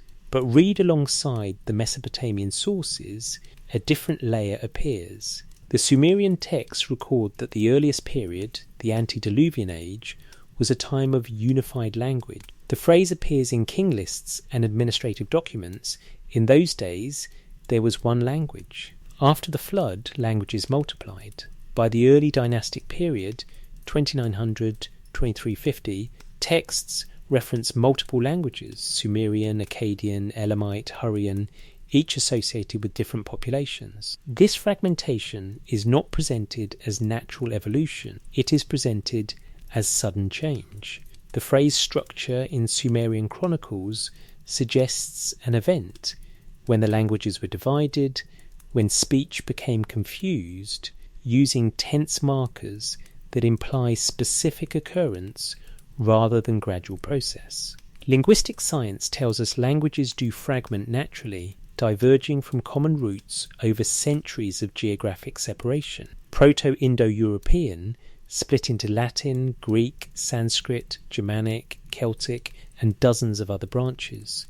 But this divergence took millennia and followed predictable patterns of sound shift and grammatical evolution. The Mesopotamian texts describe something faster, a single generation perhaps, or a few generations at most, rapid enough that the cultural memory preserved it as traumatic event rather than gradual change. What could cause rapid linguistic fragmentation? Population dispersal would do it, if the dispersal was forced and sudden. If a unified population was deliberately scattered before linguistic drift could occur naturally, the result would be isolated groups, developing language independently from the same base, diverging rapidly without contact. The Tower narrative describes exactly this: unified population, ambitious project, intervention, scattering. The linguistic confusion is not metaphorical in the text, it is operational. People literally cannot understand each other's speech. Coordination collapses. The project fails not through external destruction, but through internal breakdown of communication. And without communication, large-scale coordination becomes impossible. You cannot build towers to heaven with a fragmented workforce speaking mutually unintelligible languages. You cannot organize complex projects. You cannot transfer knowledge efficiently. Each linguistic group develops its own technical vocabulary, its own conceptual frameworks, its own cultural knowledge base, and those bases become mutually incompatible. This is enforced localization.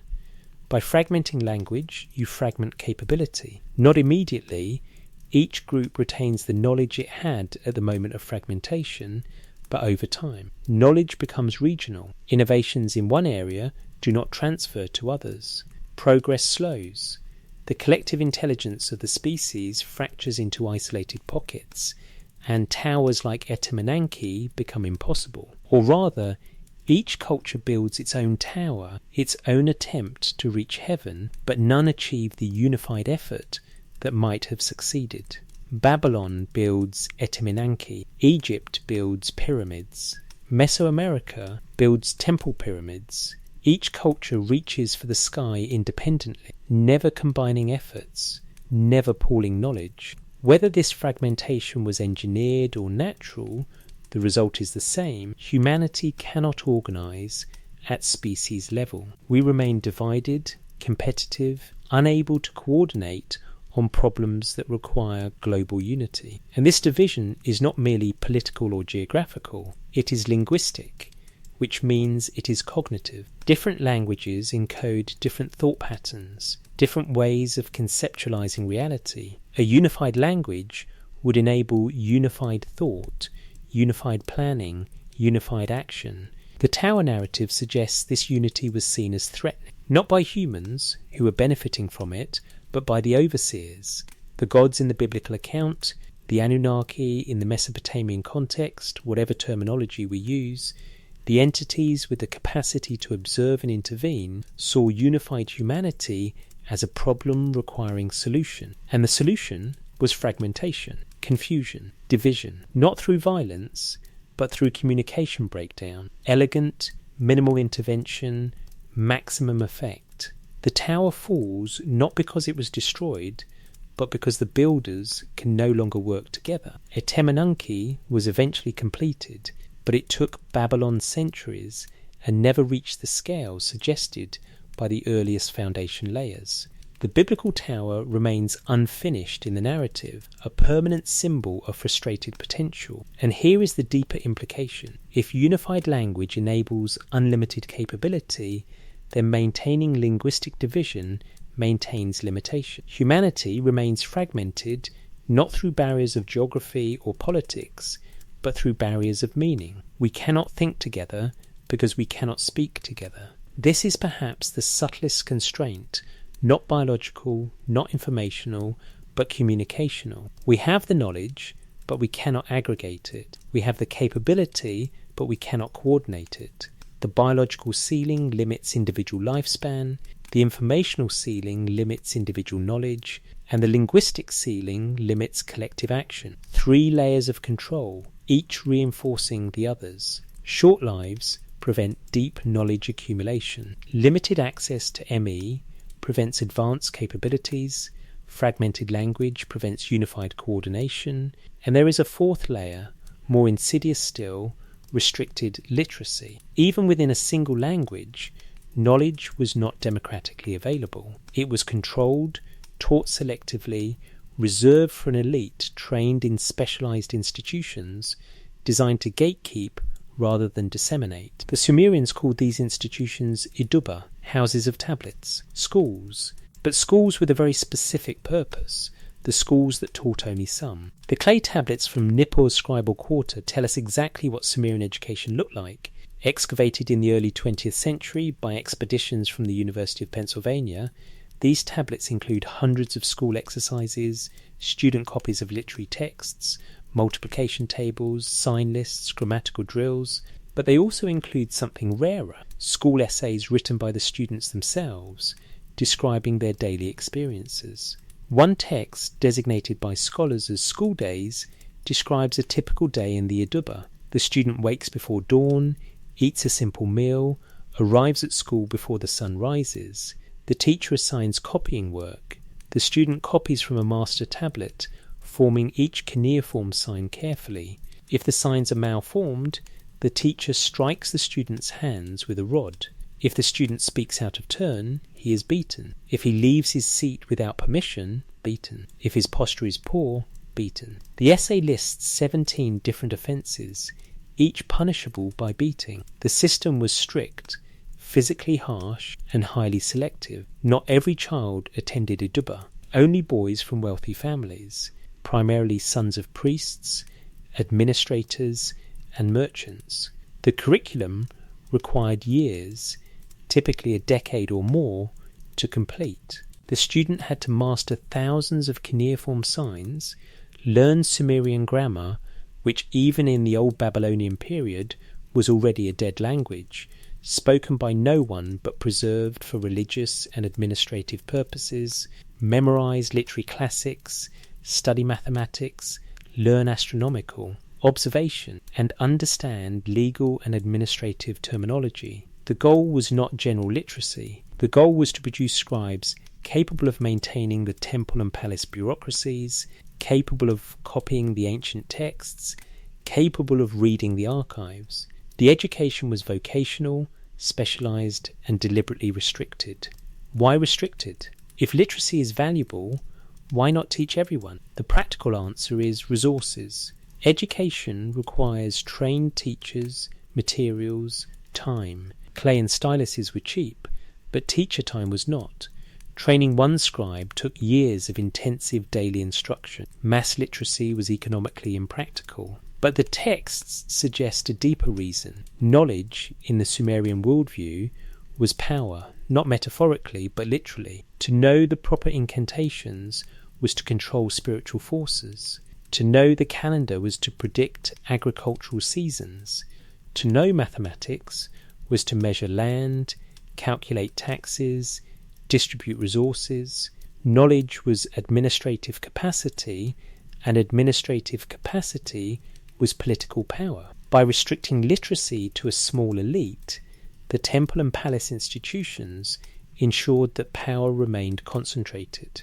A literate population could read the laws for themselves, could check the accuracy of tax assessments, could record their own transactions without priestly intermediation. An illiterate population depended on scribes to mediate between them and the written word, and therefore depended on the institutions that controlled the scribes.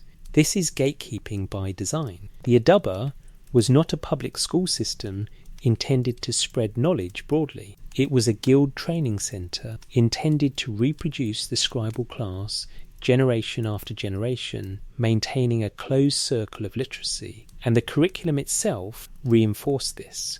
Students did not learn practical, everyday writing first. They began with the most complex classical texts, Sumerian literary epics, hymns, lamentations. They learnt the language of the gods and kings before they learnt the language of contracts and receipts. The pedagogy emphasized tradition, memorization, perfect replication of ancient forms. Why? Because the goal was not innovation, but preservation. The scribes were trained to copy, not to create, to maintain, not to change. The library at Nippur, excavated in the 1900s, contained thousands of tablets spanning centuries, and the remarkable thing is how little the text changed.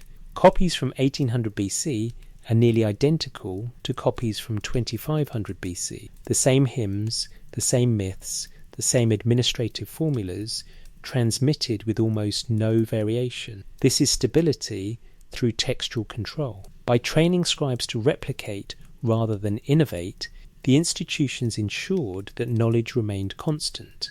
New discoveries were not integrated into the curriculum. Alternative interpretations were not preserved. The canon was fixed.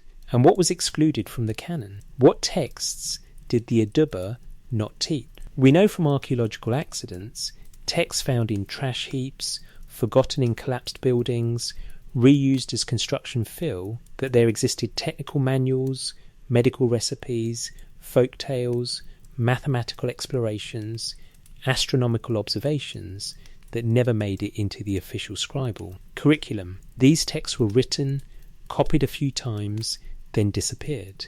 They were not considered worth preserving. The Adaba curriculum focused on what the institutions valued: religious texts, royal inscriptions, legal formulas, administrative procedures. The knowledge necessary to maintain the existing power structure, not the knowledge that might challenge or transcend it.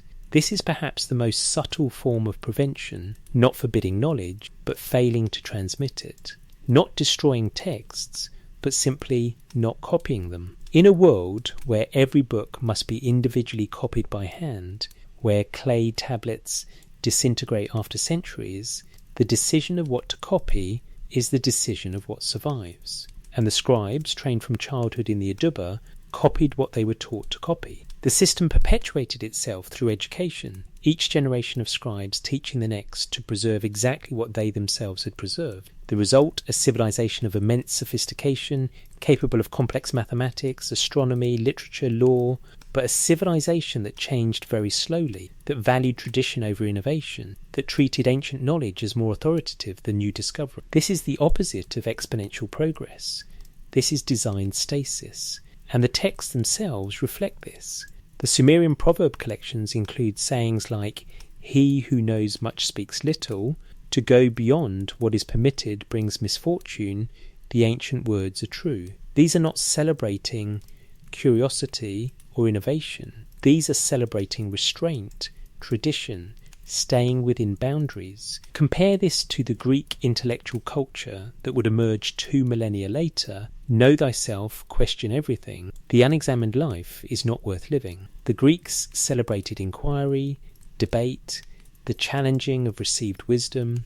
The Sumerians celebrated preservation, repetition, the honouring of established authority. Both cultures were literate. Both produced literature, law, philosophy, but their intellectual orientations were opposite. One sought to expand knowledge, the other to maintain it. One encouraged questioning, the other encouraged acceptance. Why the difference? Perhaps cultural accident. Perhaps geography, the Greeks' maritime trade, exposed them to diverse ideas, while Mesopotamia's river valleys encouraged centralized control. Perhaps political structure, Greek city-states competed intellectually, while Sumerian city-states shared a common religious framework. Or perhaps the Sumerian system was deliberately designed for stability, for maintenance, for keeping humanity at a specific level of capability. The Aduba was not intended to push the boundaries of knowledge, it was intended to preserve boundaries, to keep knowledge within established channels, to prevent exactly the kind of intellectual explosion that would occur later in Greece. And at the centre of this system, the core principle taught to every scribe was humanity's place in the cosmic order, created to serve, designed to labour, granted just enough capability to be useful, but not enough to be independent.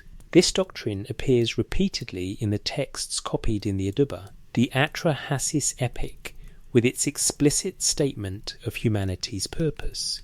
The Enuma Elish, the Babylonian creation myth, with its declaration that humans were made from the blood of a slain god, specifically to bear the labour of the gods.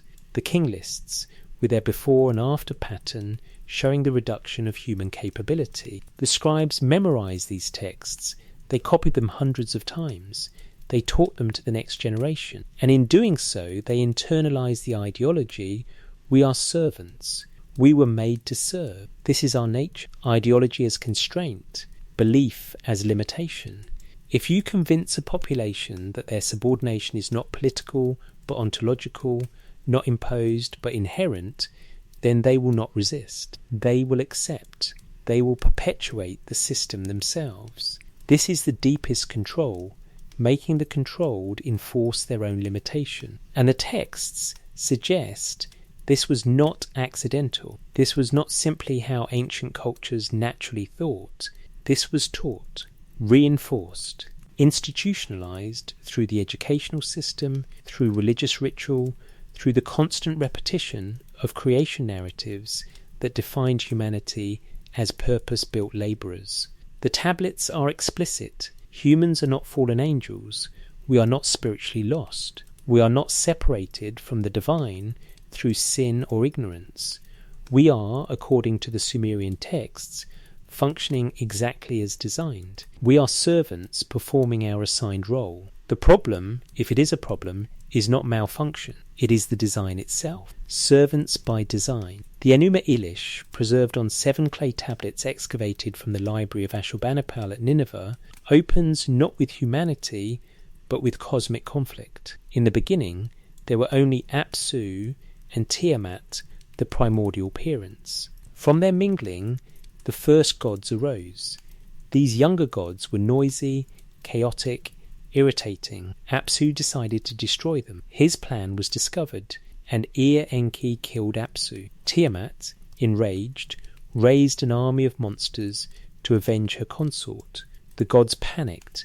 None could stand against Tiamat. Then Marduk, son of E, offered a solution. He would fight Tiamat, but only if the gods granted him supreme authority, making him king of the divine assembly. Desperate, they agreed.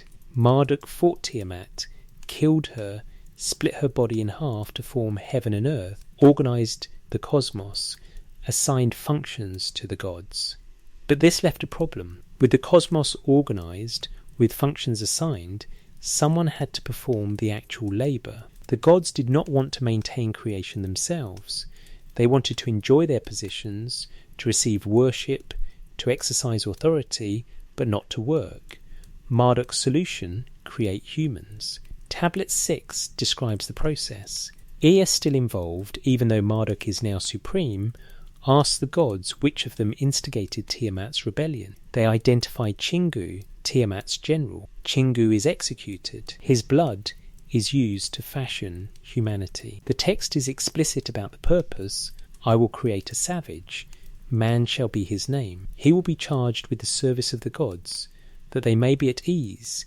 This is the core doctrine. Humanity exists to serve, not metaphorically, not in the sense of spiritual service or moral duty, but literally to perform the physical and administrative labour necessary to maintain the cosmic order, freeing the gods from toil. The Enuma Elish was not obscure religious text. It was the central myth of Babylonian religion, recited annually during the New Year festival, known by every priest, referenced in royal inscriptions. When Babylonian kings justified their authority, they invoked the Enuma Elish. Marduk organised the cosmos. Marduk appointed kingship. The king is Marduk's earthly representative, maintaining on earth the order Marduk established in heaven. This means every literate person in Babylon, every scribe, every priest, every administrator knew the core teaching. Humanity was created for servitude, not because we sinned, not because we fell, but because that is what we are for. It is our design specification. The Atrahasis epic provides the earlier Sumerian version of this same doctrine. The Igigi rebel, the gods need replacement workers, humans are made, servitude continues. Same message, slightly different cosmology. Both texts share a disturbing detail. Humans are made from the blood of a slain god. Not from nothing, not from clay alone, but from divine substance mixed with earthly matter. This explains human nature. We carry intelligence because we contain divine blood, but we are mortal and limited because we are also clay. We are, in other words, biological compromise. Smart enough to be useful, not smart enough to resist. Strong enough to work, not strong enough to rebel. Aware enough to understand instructions, not aware enough to question them. This is not unique to Mesopotamia. The Greek myth of Prometheus describes humans as created by the Titan, given fire stolen from the gods. For this theft, Prometheus is eternally punished, chained to a rock, liver eaten daily by an eagle. The message, human capacity beyond what the gods intended, brings divine retribution. Zeus did not want humans to have fire, to have technology, to have the capability fire represents. Prometheus subverted the plan, and the gods enforced the boundary through eternal torture. The Norse creation myth describes humans made from logs by Odin and his brothers, given life and consciousness, but explicitly kept separate from the gods' realm, forbidden from crossing into Asgard. The boundary is enforced cosmologically. The Bifrost Bridge can be destroyed if too many try to cross. The biblical account in Genesis describes humanity made in the image of God, but immediately the text introduces constraint. Adam is forbidden the tree of knowledge of good and evil. The serpent tells Eve that eating the fruit will make her like God, knowing good and evil. She eats, Adam eats, they become like gods in this one specific way, and immediately they are expelled from the garden before they can also eat from the tree of life and become immortal. God explicitly states, the man has now become like one of us, knowing good and evil. He must not be allowed to reach out his hand and take also from the tree of life and eat and live forever. The concern is not morality, The concern is similarity. Humans are becoming too much like the gods. The solution is expulsion, ensuring death remains permanent. Every major ancient creation narrative includes this theme. Humanity is made with limitations, and attempts to transcend those limitations are met with enforcement. Different cultures, different mythologies, different details, but the same pattern. Either this is coincidence or it is memory. Either every culture independently invented the same narrative structure, or every culture is preserving different versions of the same underlying event. The Mesopotamian texts are the oldest. They predate Genesis by at least a millennium, possibly two. They predate Greek literature by even longer. If there is a source tradition, if there is a memory being transmitted, it would originate in Mesopotamia. And the Mesopotamian texts claim to be records. They claim to document what happened, what the gods did, what the decisions were. They present themselves as history, not allegory. Modern scholarship dismisses this self-understanding. Of course the ancients thought their myths were true. All cultures treat their origin stories as factual. The Mesopotamians were no different. They were pre-scientific, pre-critical. They lacked the conceptual framework to distinguish myth from history. But consider the alternative. What if the scribes who preserved these texts, who copied them for millennia, who categorized them as historical chronicles, knew something we have forgotten? What if they understood these texts as documentation because they had access to earlier sources, to oral traditions, to institutional memories that extended back beyond the written record? The Sumerian king list claims kingship descended from heaven. It lists rulers from before the flood.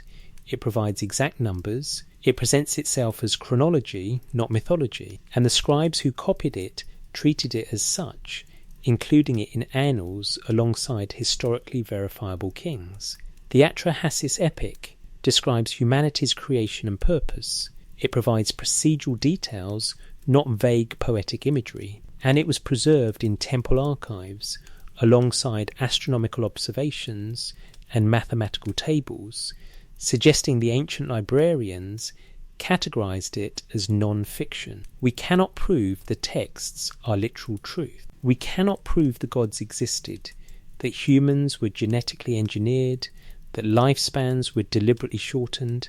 The evidence is textual, and texts can be wrong, can be mythological, can be pre-scientific misunderstandings. But we can observe the pattern. We can note the consistency. We can acknowledge that these texts describe systematic constraint, deliberate limitation, enforced boundaries, and that these descriptions appear across multiple sources, multiple cities, multiple centuries, with minimal variation. And we can ask, why would a civilization create and preserve this particular mythology? What function does it serve? If the goal is to celebrate humanity, these myths fail. We are not portrayed as heroic, as chosen, as blessed. We are portrayed as created servants, purpose-built workers, genetically limited labourers. If the goal is to explain natural mortality, these myths are unnecessarily complex. Simple death myths exist. Humans die because of a mistake. Humans die because death is natural, and they require no elaborate creation narratives. The Mesopotamian myths serve a different function. They define boundaries. They explain why humans have certain capabilities, but not others. They justify the existing social order. If humans were made to serve, then servitude is not oppression, but natural function. Kings rule because gods appointed kingship. Priests mediate because gods establish priesthood. The hierarchy is not political, but cosmological. This is ideology as social control. The myths maintain the system by presenting the system as inevitable, as divinely ordained, as built into the structure of reality. But here is the uncomfortable question. What if the ideology is accurate? What if the social control is based on actual constraints, not invented ones? What if humans were designed for servitude, and the myths simply document the design process? We resist this idea because it challenges human dignity, autonomy, the liberal humanist framework that treats all humans as inherently equal and self-determining. The concept that we might be designed might be limited by design, might be serving purposes we did not choose, is philosophically and emotionally intolerable. But intolerable does not mean false. The texts exist, the pattern exists, the consistency exists, and the pattern describes again and again moments when human potential approached a threshold and was prevented from crossing. We have examined biological constraints, lifespan reduction. We have examined informational constraints, withheld ME, restricted literacy. We have examined communicational constraints, linguistic fragmentation. We have examined psychological constraints, the internalization of servitude through educational indoctrination. Each constraint by itself might be natural, might be coincidence, might be mythological fancy, but taken together they form a system, a multi-layered control architecture that operates on different levels: biological, informational, social, psychological, all reinforcing the same outcome: humanity capable enough to maintain civilization, not capable enough to transcend the need for oversight. This is the pattern the Sumerian texts reveal. Not a single intervention, but a comprehensive design. Not arbitrary restriction, but systematic limitation calibrated to produce a specific result. Whether this design was implemented by gods, by aliens, by an earlier advanced human civilization, by natural evolutionary processes misunderstood by the ancients, the texts cannot tell us. The texts describe the what, not the who. They record the constraints, not the constrainers, but they record them consistently, clearly, repeatedly, as if the scribes understood this is important, this must be remembered. Future generations must know that we are not unlimited, that we were not always as we are, that something changed, something was reduced, something was taken, and that knowledge, ironically, might itself be the key. The pattern across the tablets. Place the sources side by side. Lay them out chronologically, geographically, by genre. The Eridu Genesis from Nippur, dated to 1600 BC but copying older material. The Atrahasis epic from multiple sites: Sippar, Babylon, Nineveh, spanning 1,000 years. The Weld Blundell Prism from Lhasa, 1800 BC. The Adapa fragments from Amarna, 1350 BC from Nineveh, from Nippur. The Gilgamesh tablets from across Mesopotamia. The King List in its dozen surviving versions.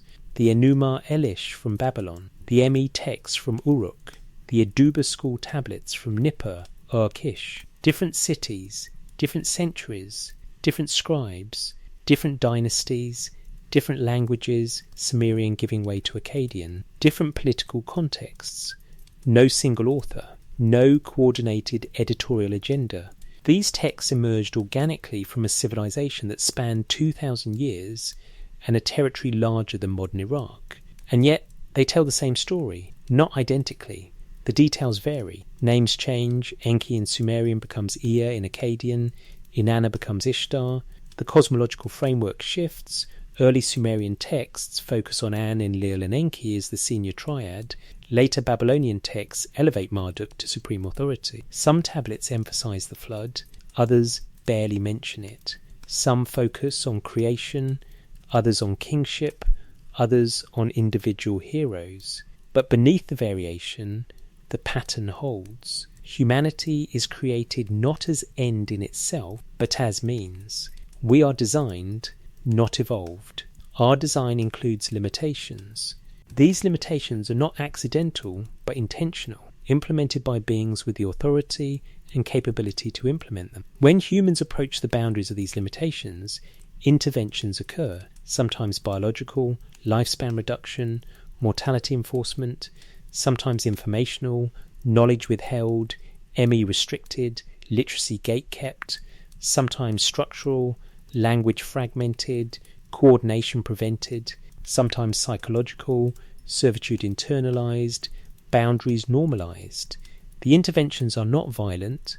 There is no genocide after the flood Enlil tries, but Enki subverts the effort, and the post-flood settlement includes humanity's survival as negotiated compromise. There is no overt tyranny. The gods do not micromanage human affairs. Instead, they set parameters and let the parameters enforce themselves. This is elegant control. Minimal intervention, maximum effect. Adjust biology, adjust language, adjust access to knowledge, then step back and let the system run. Humanity will self-regulate. The constraints will feel natural. Short lifespans will seem inevitable. Who has ever lived 300 years, let alone 28,000? Mortality becomes invisible as constraint because everyone dies. Linguistic diversity seems normal. Of course, different peoples speak different languages. How else would it be? Limited knowledge seems reasonable. Not everyone can be a scholar. Specialization is necessary. The boundaries disappear into background assumptions until you read the texts that say the boundaries were installed. Then the invisible becomes visible. Then what seemed natural becomes artificial. Then what seemed inevitable becomes contingent.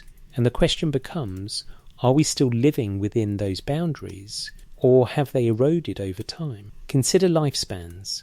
Modern humans in developed countries live 70-80 years on average. This is longer than medieval peasants, longer than Bronze Age farmers, but it is not fundamentally different. We live for decades, not centuries. We accumulate personal experience across a single lifetime, then die. Our institutional knowledge survives us through writing and now digital storage, but our biological experience resets every generation. We have not broken the biological ceiling. We have not achieved the pre-flood lifespans the King List describes. We have not become ageless. Medical technology extends life slightly, treats diseases, postpones death, but does not prevent it. The boundary holds. Consider knowledge. Modern humanity has vast informational resources.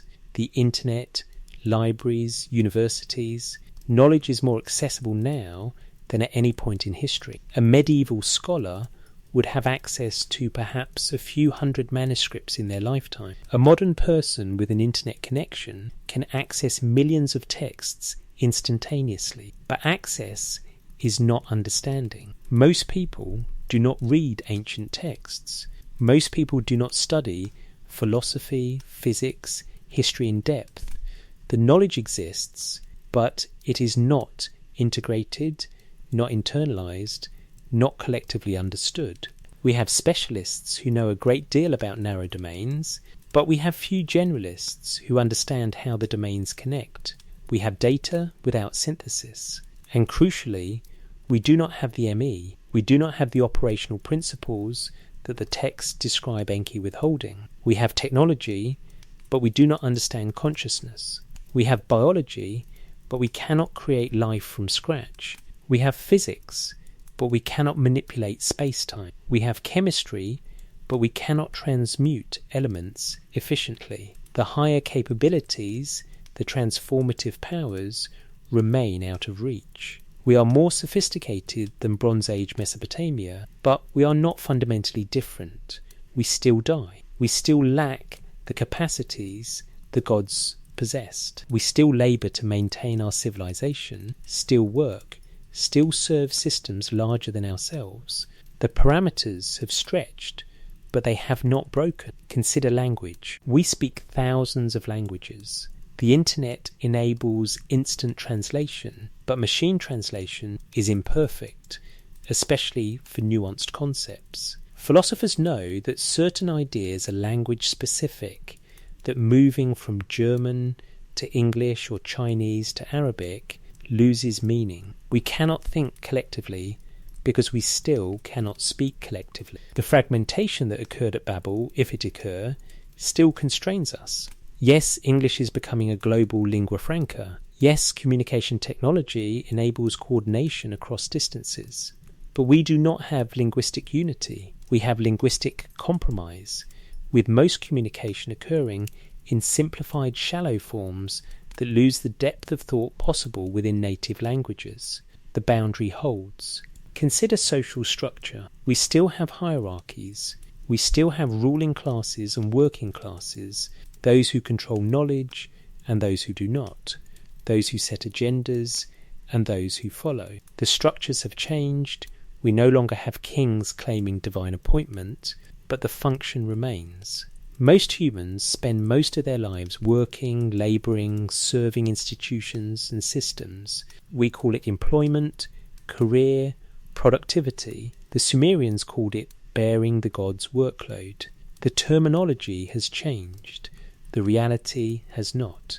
This is not conspiracy theory. This is pattern recognition. The Sumerian texts describe a system of constraint.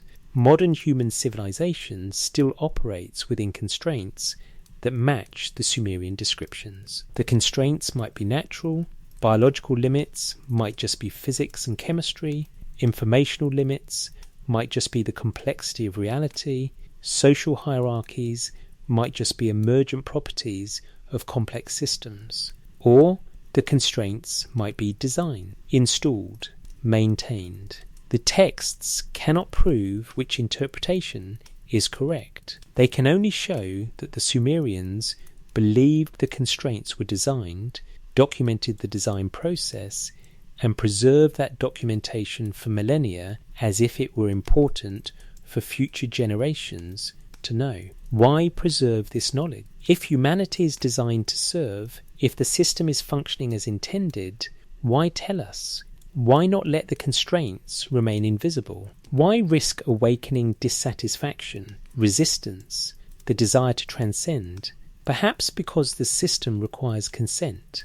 Not explicit consent, no one signed a contract agreeing to be mortal, but psychological consent, the acceptance of limits as natural. If humans believe they are meant to serve, they serve willingly. If humans believe mortality is inevitable, they do not seek immortality. If humans believe the boundaries are natural law, they do not attempt to cross them. The texts in this reading are psychological infrastructure. They normalize the constraints by explaining them. They make design feel like destiny. But there is another possibility. What if the texts were preserved not by the designers, but by the design? What if Sumerian scribes, recognizing patterns in the old narratives, chose to document them as warning or testimony? What if the institutional memory that preserved these texts for 3 millennia was not enforcing control, but bearing witness to it? We cannot know. The scribes left no meta-commentary explaining why they copied what they copied. They simply copied. Tablets begat tablets. Libraries preserved what previous libraries had held. The tradition continued. And now we, reading these texts 4 millennia later, must decide what they mean. Are they myths, pre-scientific attempts to explain mortality and civilization? Are they memories, fragmented documentation of actual events misunderstood through cultural lenses? Are they something else entirely? Philosophical meditations on human limitation, theological frameworks for understanding our place in cosmos, political propaganda justifying hierarchical society? The texts allow all these readings. They do not force a conclusion, but they do force a question that echoes through every tablet, every king list, every creation narrative, every story of stolen knowledge and withheld immortality. Are we what we were meant to be, or are we less than we were meant to be? Did evolution produce humanity exactly as we are, limited by natural law, or did intervention produce humanity as we are, limited by design? The Sumerian texts argue for design. They document the designer's intentions, the manufacturing process, the quality control adjustments, the post-production constraints. They describe in Bronze Age vocabulary what we might call genetic engineering, knowledge restriction, social programming. If they are right, if humanity is a designed system, then every limit we experience, every boundary we cannot cross, every capability we lack, might not be natural law, might be artificial constraint, might be circumventable, given the right knowledge, the right technology, the right understanding. The texts do not tell us how to circumvent, they only tell us the constraints exist. They document the boundaries, not how to cross them. But documentation is the first step. You cannot transcend what you do not recognize. You cannot cross boundaries you do not see. The Sumerians saw. They recorded what they saw. They preserved the records. And now, millennia later, We can see what they saw. The question is, what do we do with the seeing? The question in the clay. The gallery is closed now. The lights in the Ashmolean Museum dimmed hours ago. The World Blundell Prism rests in its case, climate-controlled, secure, the cuneiform script unchanged since the scribe carved it 42 centuries ago. The words are still there, Alulim, Eridu, 28,800 years. Then the flood swept over. Then everything changed. Outside, the world continues. People wake, work, age, die. Languages fragment into dialects, dialects into mutual unintelligibility. Knowledge accumulates in journals and databases, accessible but not integrated, specialized but not synthesized. Hierarchies persist, some teach, some labor, some rule, some serve. The systems perpetuate, and in libraries and museums across the world, the tablets wait. Thousands of them, excavated from the sands of Iraq, translated, catalogued, published in academic journals read by specialists who debate grammar and philology. The texts sit in the archive, available but obscure, known but not known, preserved but not integrated into the cultural mainstream. Most people have never heard of the Atrahasis epic. Most people do not know that the oldest creation narrative describes humans as designed labourers, genetically crafted to free the gods from toil. Most people have never considered that the Tower of Babel might document linguistic intervention rather than symbolic myth. Most people do not know that the Sumerian king list records lifespans dropping from tens of thousands of years to mere decades after a single event. The knowledge exists, but it is not common knowledge. It remains specialist knowledge, academic knowledge, the domain of Assyriologists and ancient Near Eastern scholars, which is, perhaps, appropriate. The Sumerian Aduba system restricted knowledge to trained scribes. We have democratized access somewhat.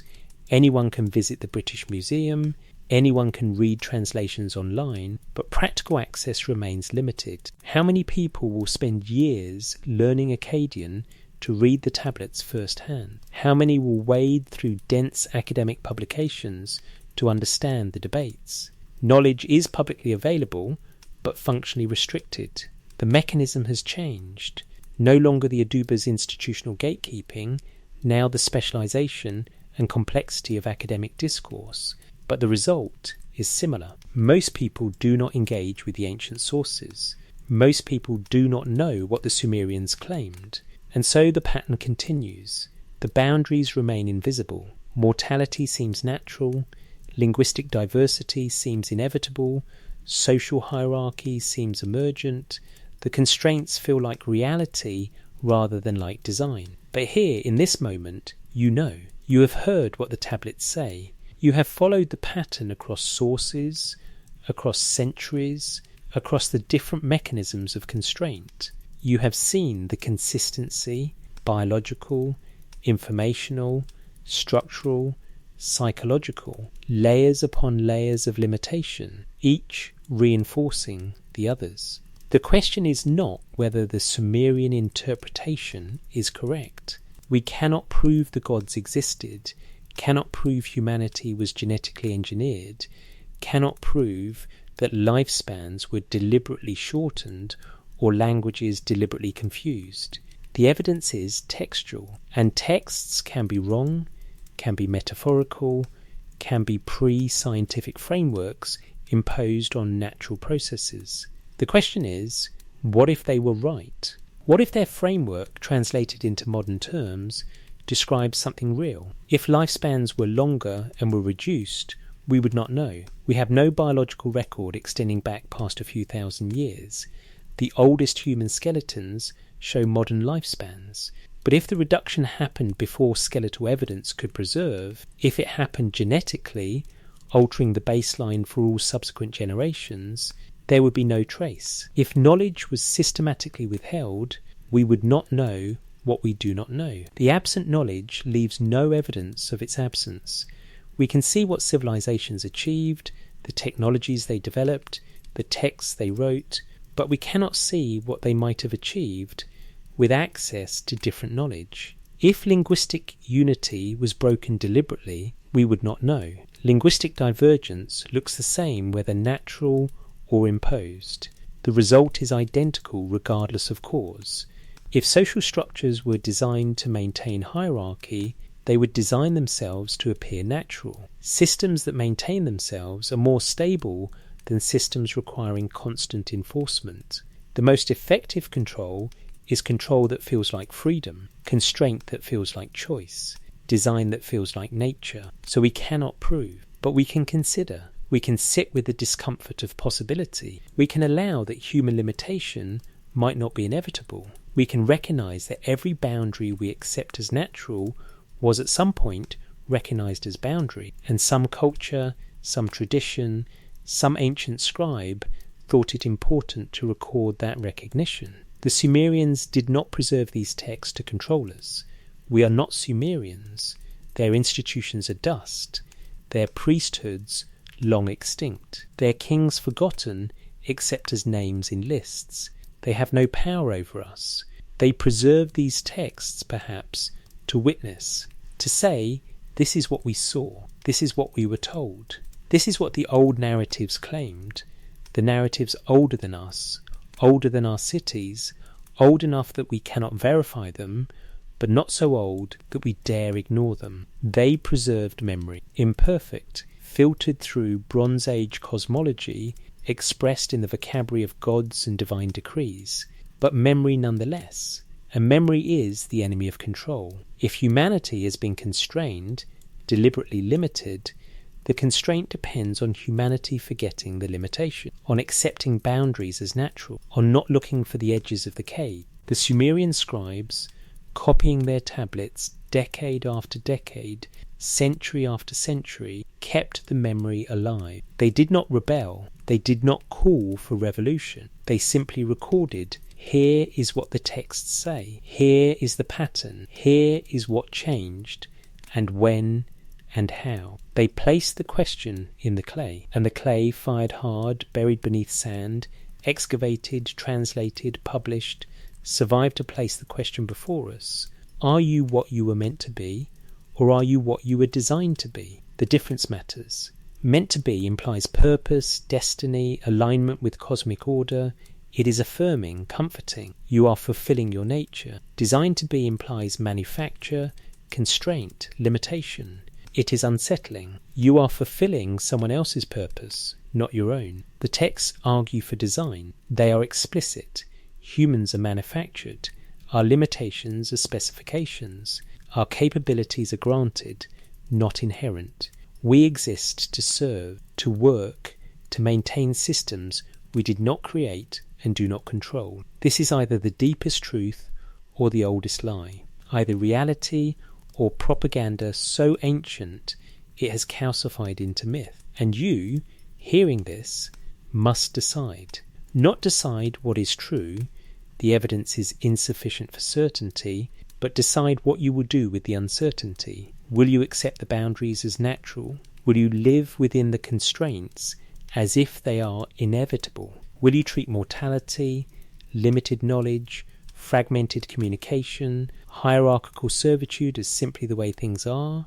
Or will you hold the question open? Will you remain aware that the boundaries might be artificial? Will you look for edges, test limits, seek the knowledge that was withheld, the transformation that was prevented, the unity that was fractured?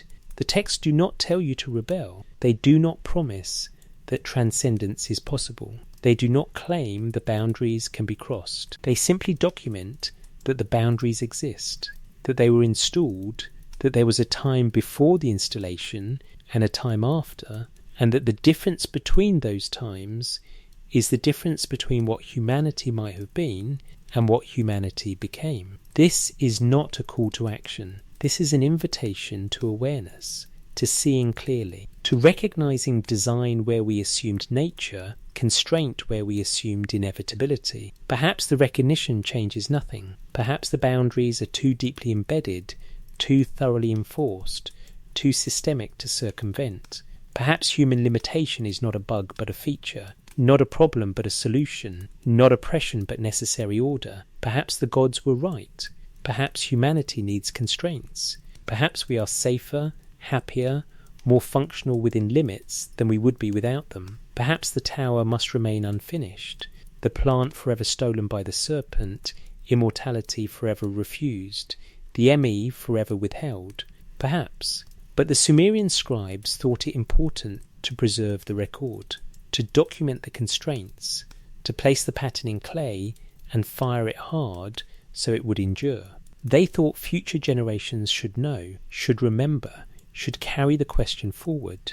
And so we carry it. From the vault beneath Oxford, from the museum drawers in London and Baghdad and Philadelphia, from the excavation sites of dead cities, from the libraries that preserved what might have been lost, we carry the question forward. Not as answer, as question. What were we meant to be before we became what we are? What would we be if the constraints lifted?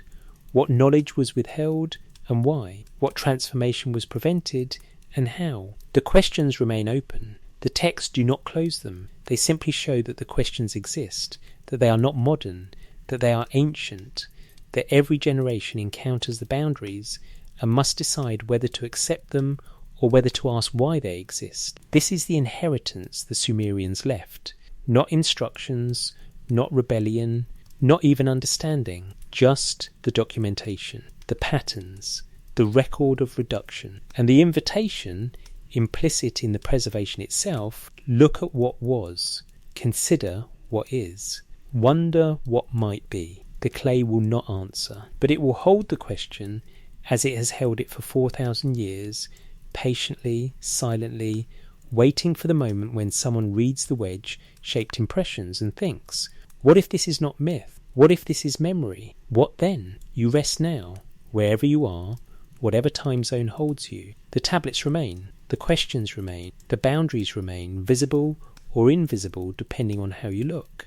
Nothing has been proven, everything has been presented. The evidence is textual, fragmentary, ancient. The interpretation is uncertain. The implications are profound or absurd, depending on perspective. But you have heard what the Sumerians said. You have seen the pattern they documented.